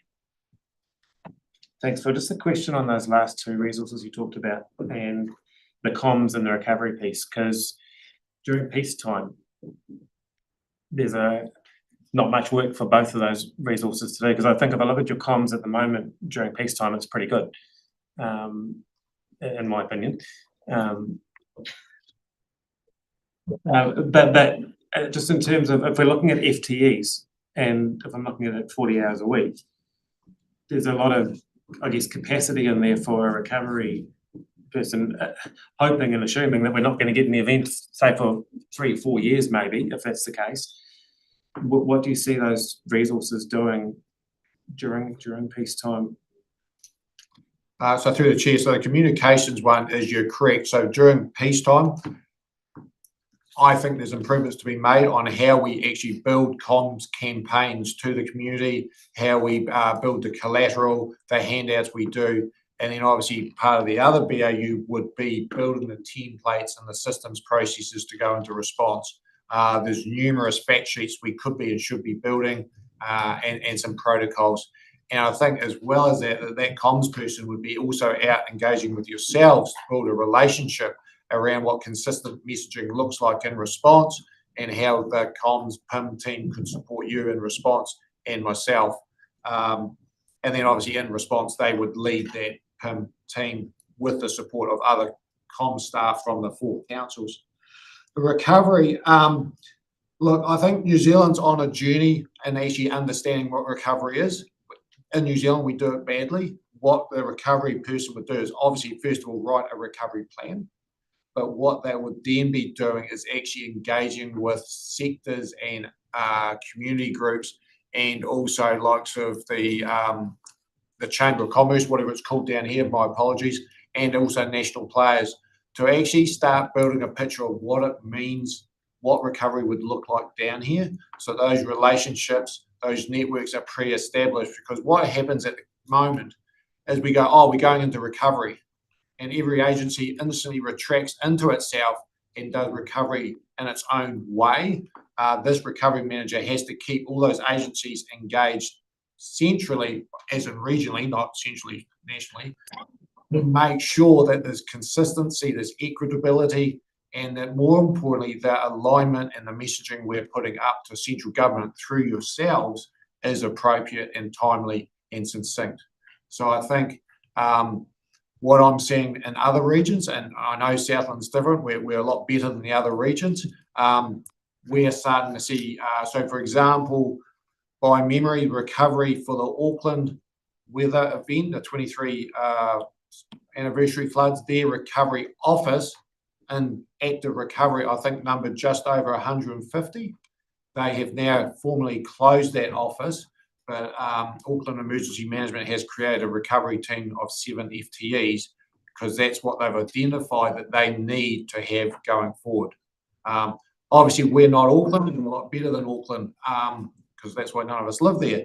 So I'm not saying I need 7 FTEs for recovery, but what I'm saying is just about every CDM group is looking at having 1, if not 2 FTEs, because of the work that's required in peacetime, even before we get to response or the recovery component of a response. And I guess the comment I would make is my understanding of the opportunity is that recovery should be designed into all of the other R's of your system. And so you don't think of recovery as an afterthought, you anticipate it. And if recovery is done really well, you more quickly move to the recovery phase and you minimize the time in your response phase, because you've actually anticipated and can move to recovery more quickly, more effectively, more efficiently than you would otherwise have done. So it's kind of, again, it's a bit like in the broader picture, it's an upfront investment to make sure that the costs are minimised in the event of the big nasty thing arriving.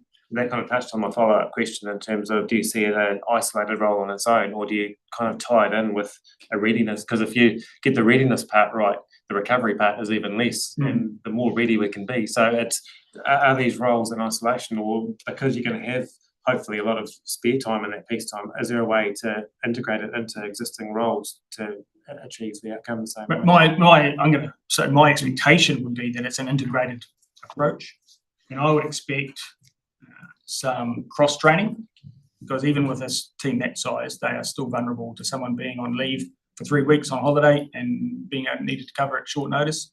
So my expectation is that you would be looking to build an integrated approach with cross-training built into that to build resilience and redundancy within your system, as well as then looking at how you build resilience beyond the system. Yes, and through the chair, in relation to peacetime, that recovery person would also be looking at that other R, which is reduction, because that's that real partnership. Recovery can see this is going to be an issue, so if we actually reduce the risk before we even have it, it's going to make recovery better. And yeah, when I talk about these FTEs, this is their main portfolio of what they'll be focused on, but I expect them all to be emergency managers across everything. So if we've got a big public education thing going on, I'd expect everyone would be able to talk to the community and engage in that local space and vice versa. I think one of the things we haven't explicitly identified is the strength that it brings. But if I've got a greater team, they would all be trained to a higher standard to actually work within the coordination centre. So at the moment, I've got 5 staff, that are emergency managers, because one's a business support. So technically, that person wouldn't be in an involved space, but they would be.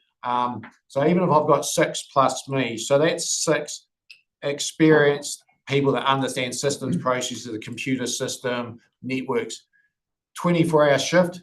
So I've now got to split them 3 ways. So now I've got 2 per shift, got a couple on holiday. So now we've got 1 on shift. So, and that was what was recounted back to me in the wins, is that the staff felt they had to do silly hours to maintain a presence in the coordination centre because they had the relationships and the understanding of the bigger machine. So that would obviously allow a higher level of trained operators within the coordination centre if I've got a higher pool of that staff. You may think I'm drawing a pretty long bow there, but I think that can't be unpinned when I've been into replaced responses where there's been a single emergency manager at a territorial level and they either run themselves ragged to the point they have a breakdown and they take it all on their shoulders, or they're missing an action and everyone's going, I can't understand this template, I don't understand this SOP process, because we all write different. Thank you. Ben. I didn't want to plug it in, but just on the recovery stuff, it's also fair to say that most CDMs across the country are in an active recovery response pretty much all the time with the amount of events that are happening in the country. So I think I said before, we're very lucky that we're not in that situation, but the likes of Nelson, Tasman, Gisborne, all of those guys, Auckland just till recently, the recovery is a long period of time. So getting a head start would be good. Yeah, thank you, through you, Chair. Just sitting here listening to all the conversations, we are elected as governors to govern, and we've employed Phil, well, EMS has employed Phil. He's come in, taken everything on board, looked over everything, and as management, he's come to us as elected members and said, I need more staff. And as responsible elected members, if we have an emergency tomorrow, I don't want to sit here and go, oh, well, Phil's pointed out that we need more staff, but we can't really afford it. Like Grant was saying, it's core business. We need to be, I just really think this is really important for Phil to come in and point out quite heavily that the team is understaffed. As governors, we need to take that he needs to do his job effectively, because who knows.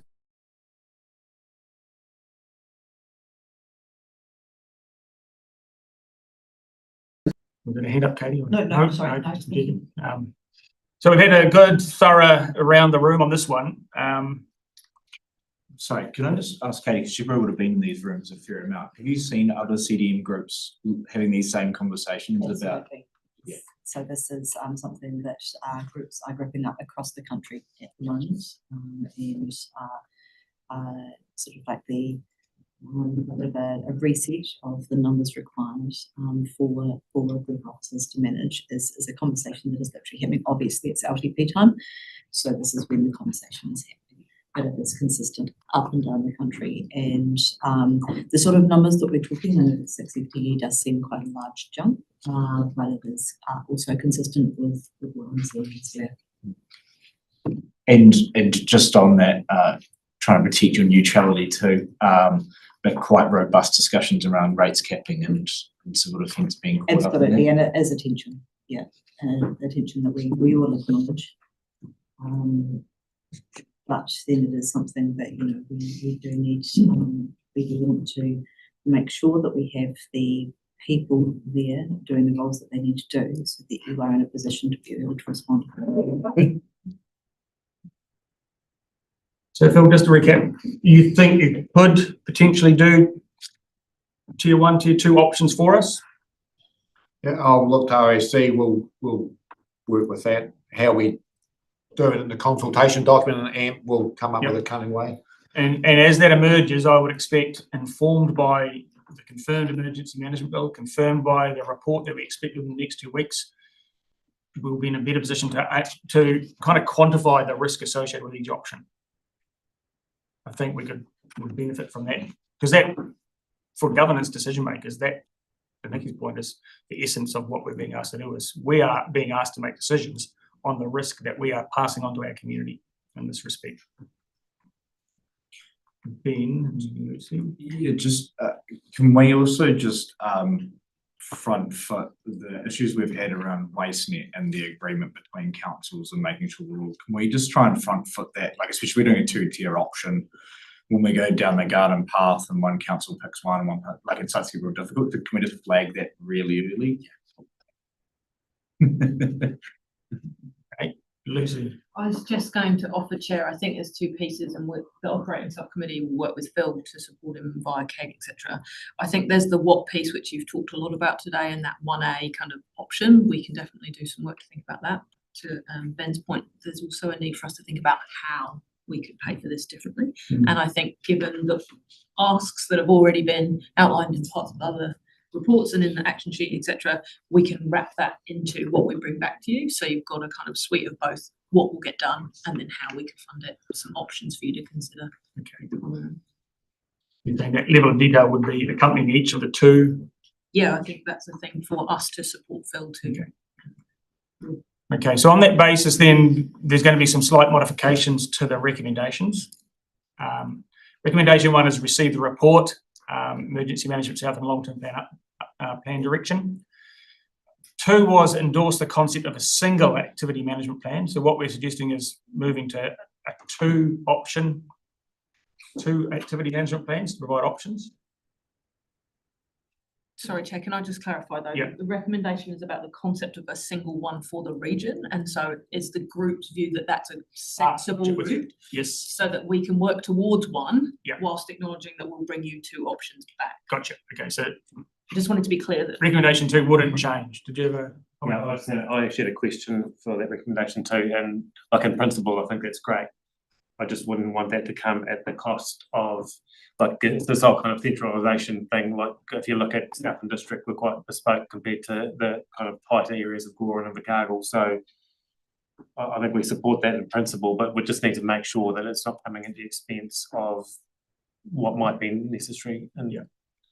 So I mean, my read is endorsing the concept still means the sovereignty around what actually occurs in an LTP adoption meeting. So then recommendation 3 is endorse development of options 1A and 1B.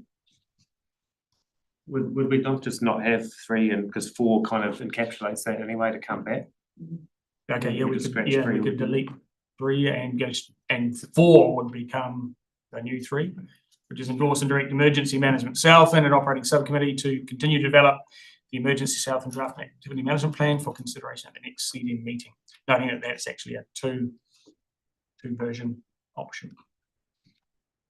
Just a question on that, and looking to the staff from a timing point of view around LTPs and those kinds of discussions, do we need to have another meeting within the 3-month period to actually tie that in? Yes. When would, I guess the question I have been just me is, when do you need an answer by? Each council will be different, even though we're doing the same thing. Yeah. But I know from an Invercargill perspective, we have the auditors in December. So we have to have our funding done by November at the latest.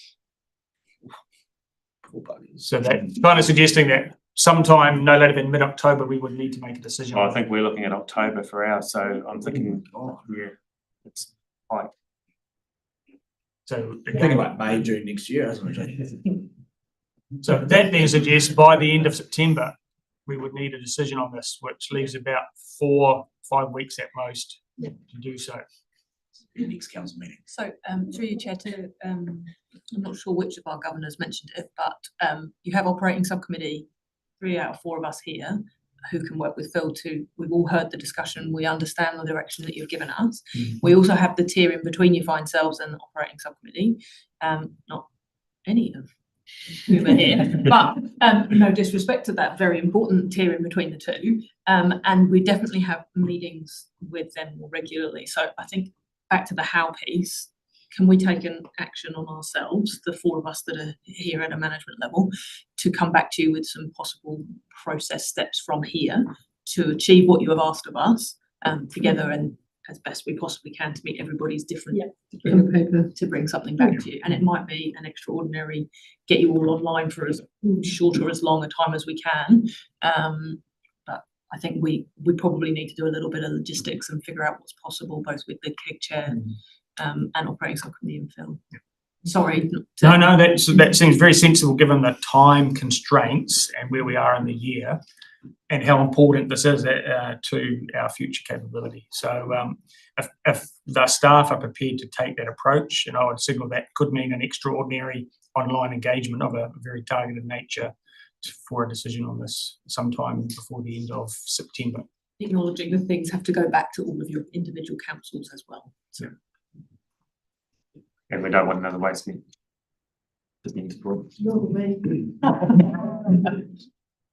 What's it? I'm just thinking time range. So you're going to need it by your October meeting. I guess you get them more frequently. But yeah, no, we can make it work. We'll make it work. Yeah, our October meeting. As Lucy said, we'll talk to the next level up to make sure they enable us to have the capacity to support this mahi and get it done. All right, so it's actually, there was 4 recommendations. We're now voting on 3 recommendations because recommendation number 3 is coming out of the mix. And I'm just going to flag that this likely means an additional extraordinary meeting in the end of September. Would someone like to, Rob, you're going to move that one? And seconder, Nikki, awesome. Thank you so much. All those in favour, please say aye. Aye. Against? Carried. I asked last meeting to clarify just the voting rights of councils, because essentially I've never seconded a motion or whatever, because I see myself as being involved in the discussion, and that's very generous, but I'm not actually a voting member. Right. Did you manage to clarify that, whether it's just the mayors that are and Reverend Cook that are the voting members? I have not clarified that. I apologise, Christine. I would have to re-look at that. My uneducated piece, I think, is if you look at the agreement, it's that the mayors are the mayors or their appointee are the voting members. Right. Is how I understand it. Does that suggest that it's inappropriate for Nikki to second a motion? Is that? No, she's the appointed. I'm not appointed. I'm the same responsibilities. Okay, gotcha. It's okay, thank you. No, I will follow up on that one and make sure I'm giving a time around. Thank you. As I say, that was a pretty important discussion. Centre of gravity was my assessment for this one. Yeah. Sorry, can I just put a suggestion out? I don't know if it's this meeting or maybe the extraordinary one, but I do think there is some sort of advocacy piece here as well, because this is a lot of cost for our ratepayers coming down the pipeline, plus the bill that's about to be ascended as well. I think that might be best to push this onto Mural Forum to do a bit of a letter saying, hey, government, you're giving us a rates cap. This isn't included. We have to cut from elsewhere to save people's lives, essentially. Yeah, there's a story around this. Yeah, I think so. Yeah, or even an ask for it to be excluded from the rates cap. You're suggesting for the Mural Forum to advocate externally beyond Southland to central government? I think so. Yeah, either this group, but I think it would be probably more appropriate. Well, as many groups as possible. Yeah. I had a discussion, I think, with Rob last night. I think this is also an avenue for a local government New Zealand Yeah. to be Yeah, for picking up and acting through, because I think we've got to make our voice heard in this, understanding what's been said by Phil and staff, and a 4% rates cap, along with all the other issues that are before us in terms of adequate funding, and I mentioned transport as one prime example of that. Yeah. And waste as well. I don't think they'll listen to, I think there'll be special pleading for all sorts of things from different councils, you know, I think they'll just put up with it. I agree, but I think her voice That needs to doesn't mean you be. don't do it. Yeah. No, you're right in that this is not unique to Southland. This is every region of New Zealand is in that same space. Thank you. I have noted that there's this advocacy need. Now we have a finance opportunity, so we might take that while we've got it and ask you to come to the table, Jodie. You can squeeze in next to. This is agenda item 5.1, and the recommendation the company was to receive the report, being the finance report. First, thank you for arranging the agenda, so it was great to actually make it here. I'm going to take the report as read and just basically hear if there's any questions or anything else I can elaborate on. Thank you. Are there any questions for Jodie on the finance update? I would note that, as Phil mentioned earlier, at our next meeting, he was going to come to us with thoughts, options on the build up of I'll probably use the wrong term. Reserve that's been established, and that connects with probably decisions today around capability, future capability and funding, and what should that finance be applied to in the short term to help mitigate risk that we're currently carrying. No questions? Questions? I've circled something, but I can't work out why, so. Knowledge, we've had a circling of a figure. Okay, well, yeah, we got Evelyn online. Thank you, Evelyn. No, just repeating what I said last week in the discussion about reserves. We need to be, before we start spending it on anything else, we need to be reassured that we have allocated sufficient reserve. 100,000 does not seem appropriate. So before we go any further on that discussion, we should be talking about what is the appropriate level that we keep aside. I don't know how long it is since the 100,000 was set. My memory fails me, but this, we can't keep just pretending that 100,000 is going to cover any sort of emergency spend on day one. That's a very valid point. Thank you for reminding us of that, and we'll make sure that we hold Phil's feet to the fire on that one.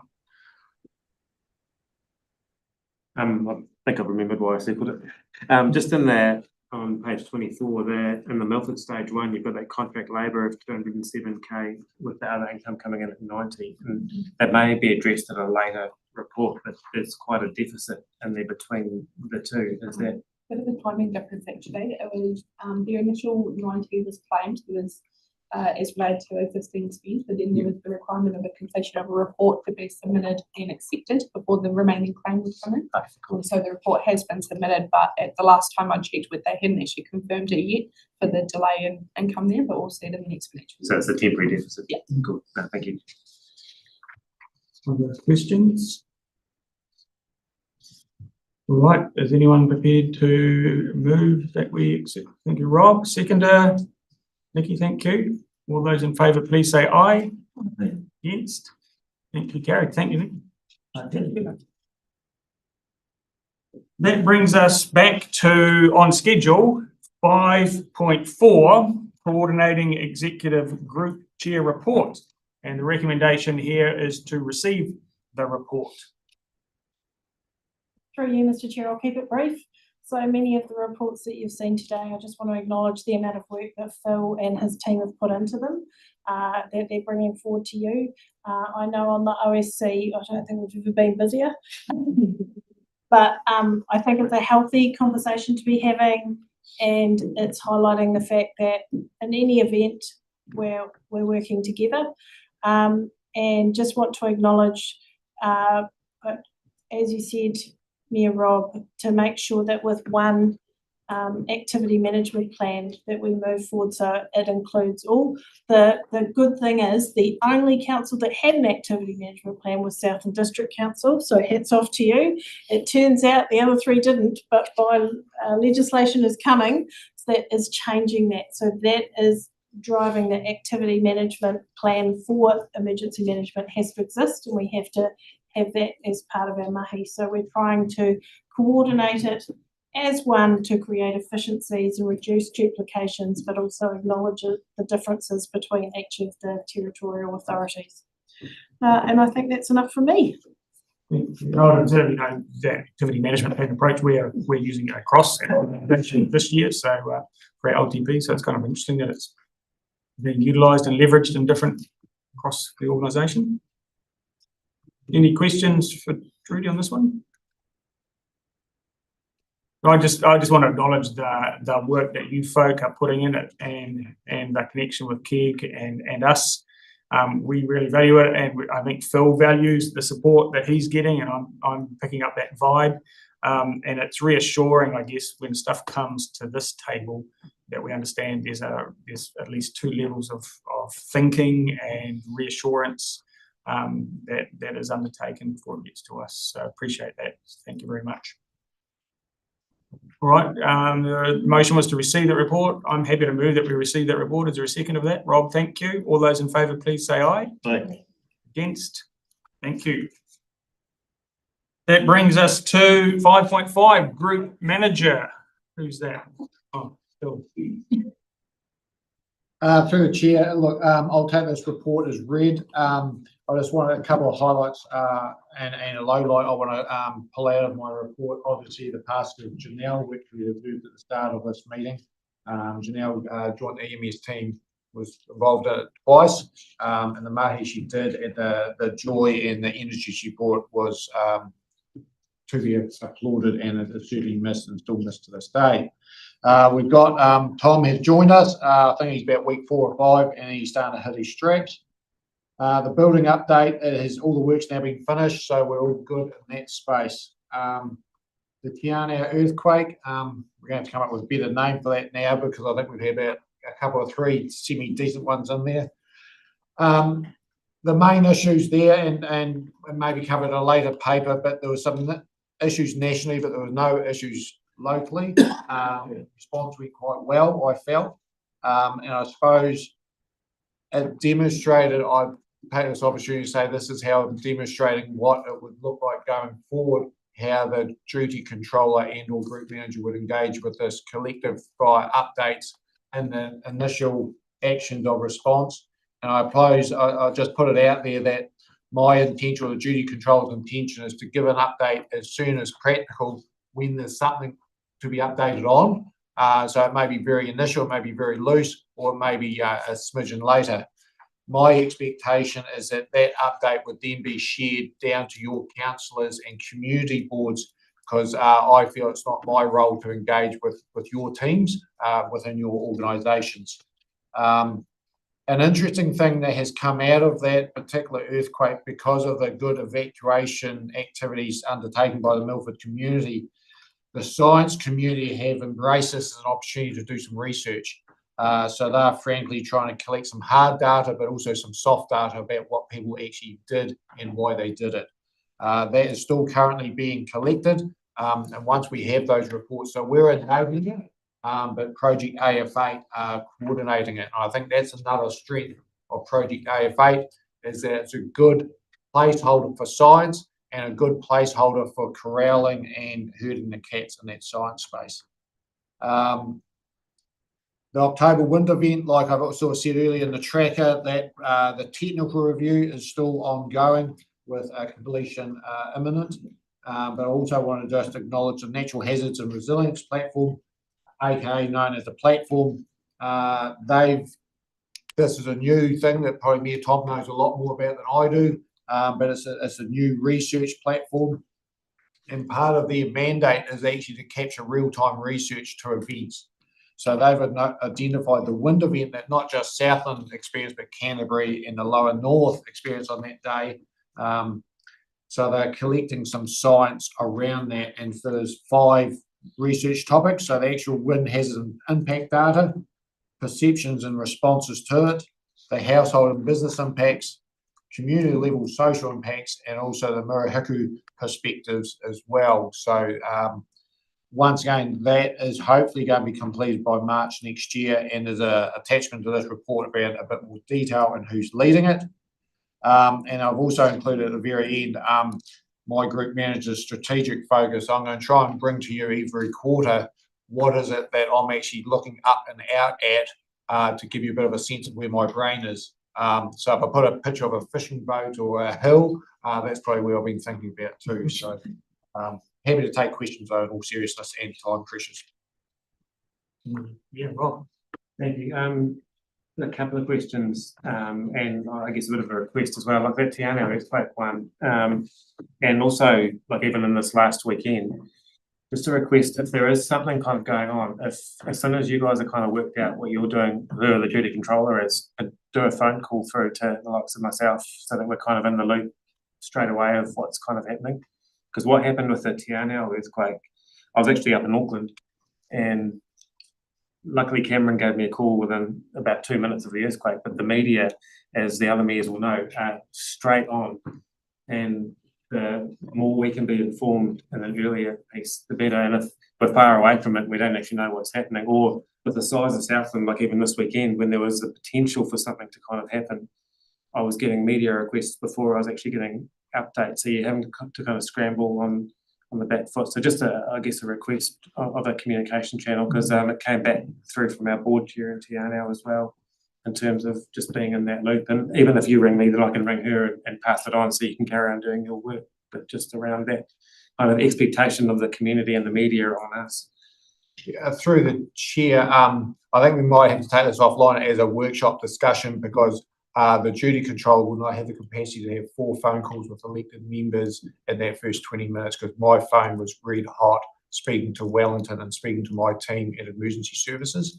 So I think we just need to tease that out. But I know you need to know, and that's why I banged out that email to say, hey, we've experienced it. These are the actions we're taking. And I think we also, even though I said we'll take this offline at a workshop, is that we're not a response agency, so we can't and don't know the information in the first 10 minutes. We've got to collect it from our data sets from our partner agencies who are responding. So I think we just need to understand what that looks like, and I'm happy to have these conversations with councillors and yourselves as governors, because I know you need timely information, but I also would, I suppose, put a plea out to you that if you are getting media advice or requests, put a holding statement in and then reach out to me or the duty controller, and we can give you some better wording, because we don't want to start having a divergence of views or thoughts. And I think that become quite topical at this particular time around the national website issues. And it's very hard for me to articulate that. I've had a reflection, the last update I provided about 11 o'clock that night, that I didn't acknowledge the national website. I don't know why I didn't. It's one of those learnings that I've taken around looking back and saying, what do I know? What am I providing? Is there a gap? And that was one of the gaps I reflected on, that I wasn't completely across either. I knew what was gone wrong and why it had gone wrong. I just hadn't covered that off to yourselves as governors. So, and I've shared that, those thoughts and processes with the duty controllers, and I know they're all thinking about what it would look like if they were on duty on that night. Cool. No, I don't think it's necessarily 4 phone calls, because it's normally only one of us that's kind of affected. So it's potentially just the one, and then we can translate that down. But yeah, no, I think it's a good conversation. I acknowledge the media going onto it like a rat up a drain pipe, especially with modern technology. You can automate notifications for any kind of weather or disruption event, and ChatGPT will tell you. And the finger out, and they'll trigger an entry.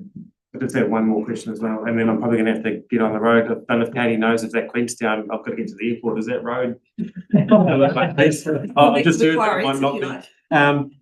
Just in that October window then, with the report coming back, it says in there the process to deliver the report to the committee is still being developed. I would have thought the report gets written and gets handed to us. I'm not sure what. I know it could be as simple as that. What we're saying is as soon as it's available, we'll talk to the author, download the key elements of it and ascertain in terms of does it need to be curated more immediately, or depending on what his findings are, is there a more rapid thing that we need to be done, and does that require him? Does it benefit from having him available to us? So that was my next question, like, will he actually present the report to us? And so we're kind of waiting to see what was in the report before we make that call in the interest of efficiency.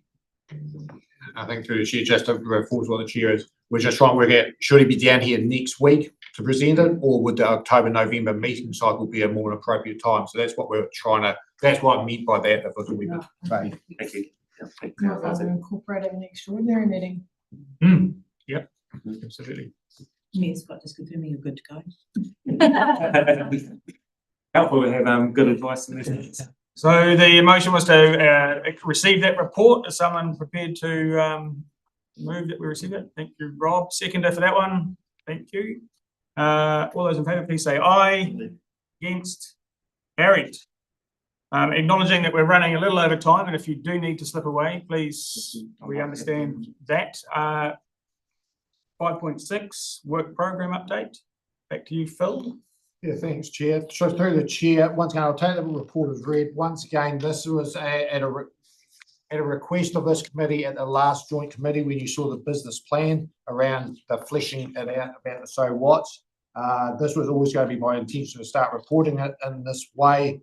I've sort of trying to build a new process, but basically it is looking at delivering on the business plan against those high 3-level goals against our group plan, which is managing risk, enabling effective response and recovery, and empowering communities to build resilience.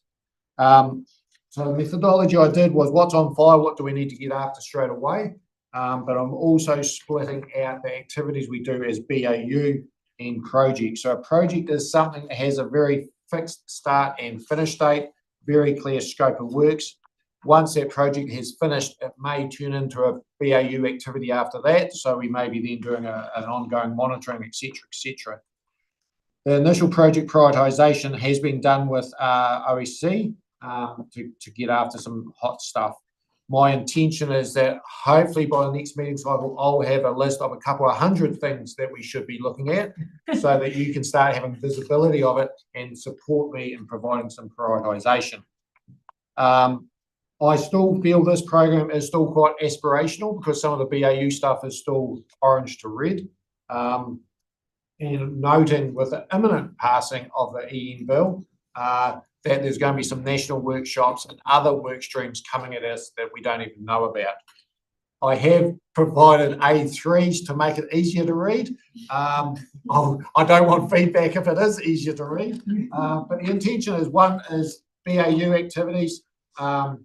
Most of them are green with a couple of red, so we're not doing them at the moment. We haven't got the capacity, so I've made the decision, or the OSC have supported me in the decision that we haven't started them.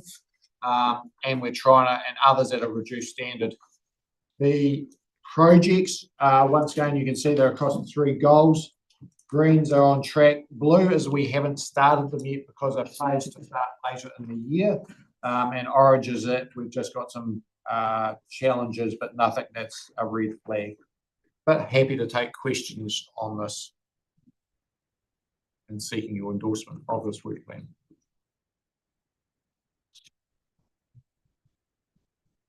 Any questions on the? I know there's a lot to soak up. I think it's appropriate to be ambitious. I'd rather that we aim high and fall slightly short rather than aim low and perhaps fall short of what we could actually achieve. But Christine. Yeah, thank you. I think it's helpful to see the detail of this planning as well. And I know you've only been here 90 days, but already producing quality reports coming up. So thank you for your work around that. So the motion was to receive the report, note the adopted work program is ambitious to achieve while noting the emergency responses on national projects could yet delay delivery, and acknowledge the remaining risk of projects and work not started or paused due to resource capacity. So those were the three recommendations. Thank you, Tom. Seconder on that one. Thank you, Rob. All those in favour, please say aye. Against? Carried. Thank you. The next one was the Pia Tahi Milford Sound hazard update. Going Phil, you're leading on this one, I believe. Yeah, so through the chair, once again, I'll take the report as read. You heard at the last joint committee meeting around the comm strategy was completed and released. This report is saying that the stage one POPO Tahi Milford Sound tsunami risk assessment has now been completed. So that was a deep dive around what science has already been done in Milford and what science has been done internationally around landsliding into fjords. That's now been collated up. There's an executive summary within this paper. If you'd like to see the 100-odd page report, I'll happily share it with you, but I didn't attach it because there's a lot of words. Also, just noting that stage 2 alpha is currently underway. So that's the actual modelling, and that's being funded by NEMA and Department of Conservation at that stage, at that point. Once that's done, that's going to actually give us the robust modelling to understand the actual hazard for the Milford Sound community, and then we can the future projects, which is the next steps, is understanding the so what's to that. Happy to take questions, noting there is a little bit around in the NEMA update around that local hazard of national significance as well. So an observation is that councils have probably been watching what's happening elsewhere, and there was the tragic events in Mount Wanganui and the landslide, and councils perhaps arguably found wanting. So from a governance perspective, as I thought about this situation, what occurred to me was that we're kind of in an awkward situation. We know there's risk. It's still been quantified through the modelling. So I guess my thinking out loud here, I was wondering if there's an opportunity to get an update, perhaps through this KEG, maybe obviously creating extra work for you folk who are very busy, and it need not be immediately, but a report on what are the interim risk management arrangements for POPO Tahi Milford Sound. Just to remind us what it is we've currently got in place and understand, is it adequate? And what are the obligations on us from a council or governance perspective to respond to that? So I'm thinking out loud here on this one, and I've not had The chair of OSC, just look here, Phil. So through the chair, I was going to note that around this is a hazard that we should be across and looking at what those mitigations are while we're still understanding the more detailed elements of the hazard. So I think one of the mitigations we could look at currently is that fantastic comm strategy that now tourism operators, the companies that operate in there and the workers are actually getting consistent messaging, and there's an onus on those operators to share that messaging to their visitors. The second bit is that we're currently working through a piece of work around the roles and responsibility of agencies that operate in there and who have a legislative responsibility, both government and local government. There is an aged emergency response plan for that community, and that's once we've got the roles and responsibilities nutted out, which we hope to have done in the next 3 to 4 weeks, that will then progress the maturing of that emergency response plan. Because at the moment, the response plan says it names individuals or agencies, but there's no guarantee that those agencies own that responsibility and perhaps are aware of that responsibility. So that's where we're at a verbal. More than happy for the October-November cycle to bring back a more detailed paper, because I think I'll have a lot more information. Would the team be happy if we added that as a request, an update on the interim risk management arrangements for POPO Tahi Milford Sound? There's an additional recommendation. We receive the report and request that update. Thank you, Nikki. And seconder? So I'm happy to second Rob's absence, but that will also include seeking information from Department of Conservation and their responsibilities in this area. Yeah, I would expect that if anyone, it would be outlining who's the range of obligations. Yeah.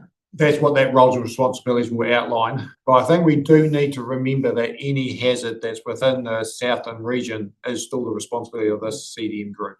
Yeah, I'm not saying that it's not. Yeah. I'm But it's just clarifying the understanding and the responsibility the Department of Conservation sees that they have in relation to this area. They're heavily engaged right up to DCE and CE level on this hazard. So we had a mover, I think, was it Yeah. second? All those in favour, please say aye. Against? Thank you, passed. 5.8, getting through it, joint committees chairs report. I'm not going to dwell for this on for too long. Just note that I've joined the online AF8 steering group meeting recently, and I'm glad I did. It was kind of useful. I'm saying draw back another curtain of what was being behind there. I'm going to note that there's two documents that require review, and one of them has a date associated with that, and that is the shared services agreement, and that's required to be reviewed by May of next year, and that's been triggered by the adoption of our new plan. So what I'm asking for or suggesting is that it's appropriate to perhaps ask the KEG OSC bring a proposal regarding the review of the shared service agreement for the KEG, and then this committee's consideration so that we can comply with that. So that would be an action that would follow from that one. Any other updates or questions from me on what I've included there?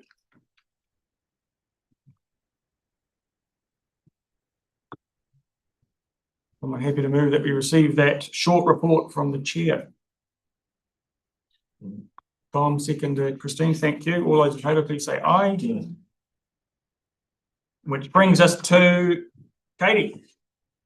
Still with us? Absolutely. Mine hasn't called your way? Not at all, not at the moment. So, kia ora, I will take the report as read. Update for you, we are currently in Hana at the moment with reading of the bills that's before the House.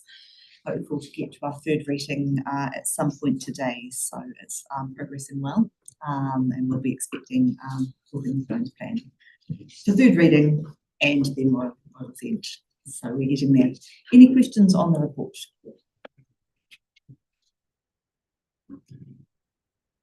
I would just observe it was really helpful having that online meeting with Dave Dillon recently, and that's likely to be a recurring event every 2 to 3 months. Hoping for a quarterly chairs meeting. Yes, absolutely.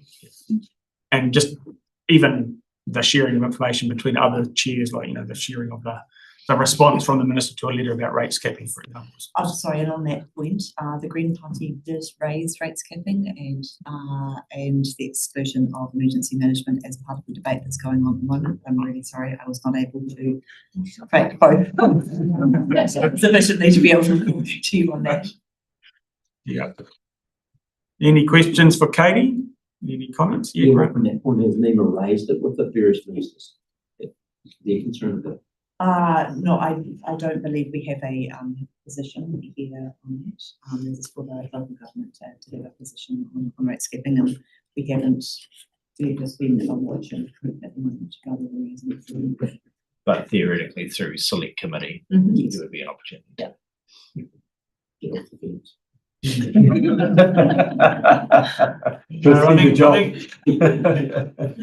I think we all look forward to for that bill being passed and then being able to act upon it, knowing what of us in the future. So thank you for updating us on that one. All right. The motion was to receive the report. Someone like to move that? Tom, thank you. Nikki seconded. All in favour, please say aye. Aye. Against? Thank you, carried. That leaves us only with one more item to attend to, and public excluded. The reasons for moving to public excluded for this final item? To protect the privacy of natural persons. Privacy of natural persons. Would someone like to move that we move to? Thank you, Tom. Thank you, Nikki, seconded. All in favour, please say aye. Okay, moving to public excluded. We'll just make sure we're offline for that one.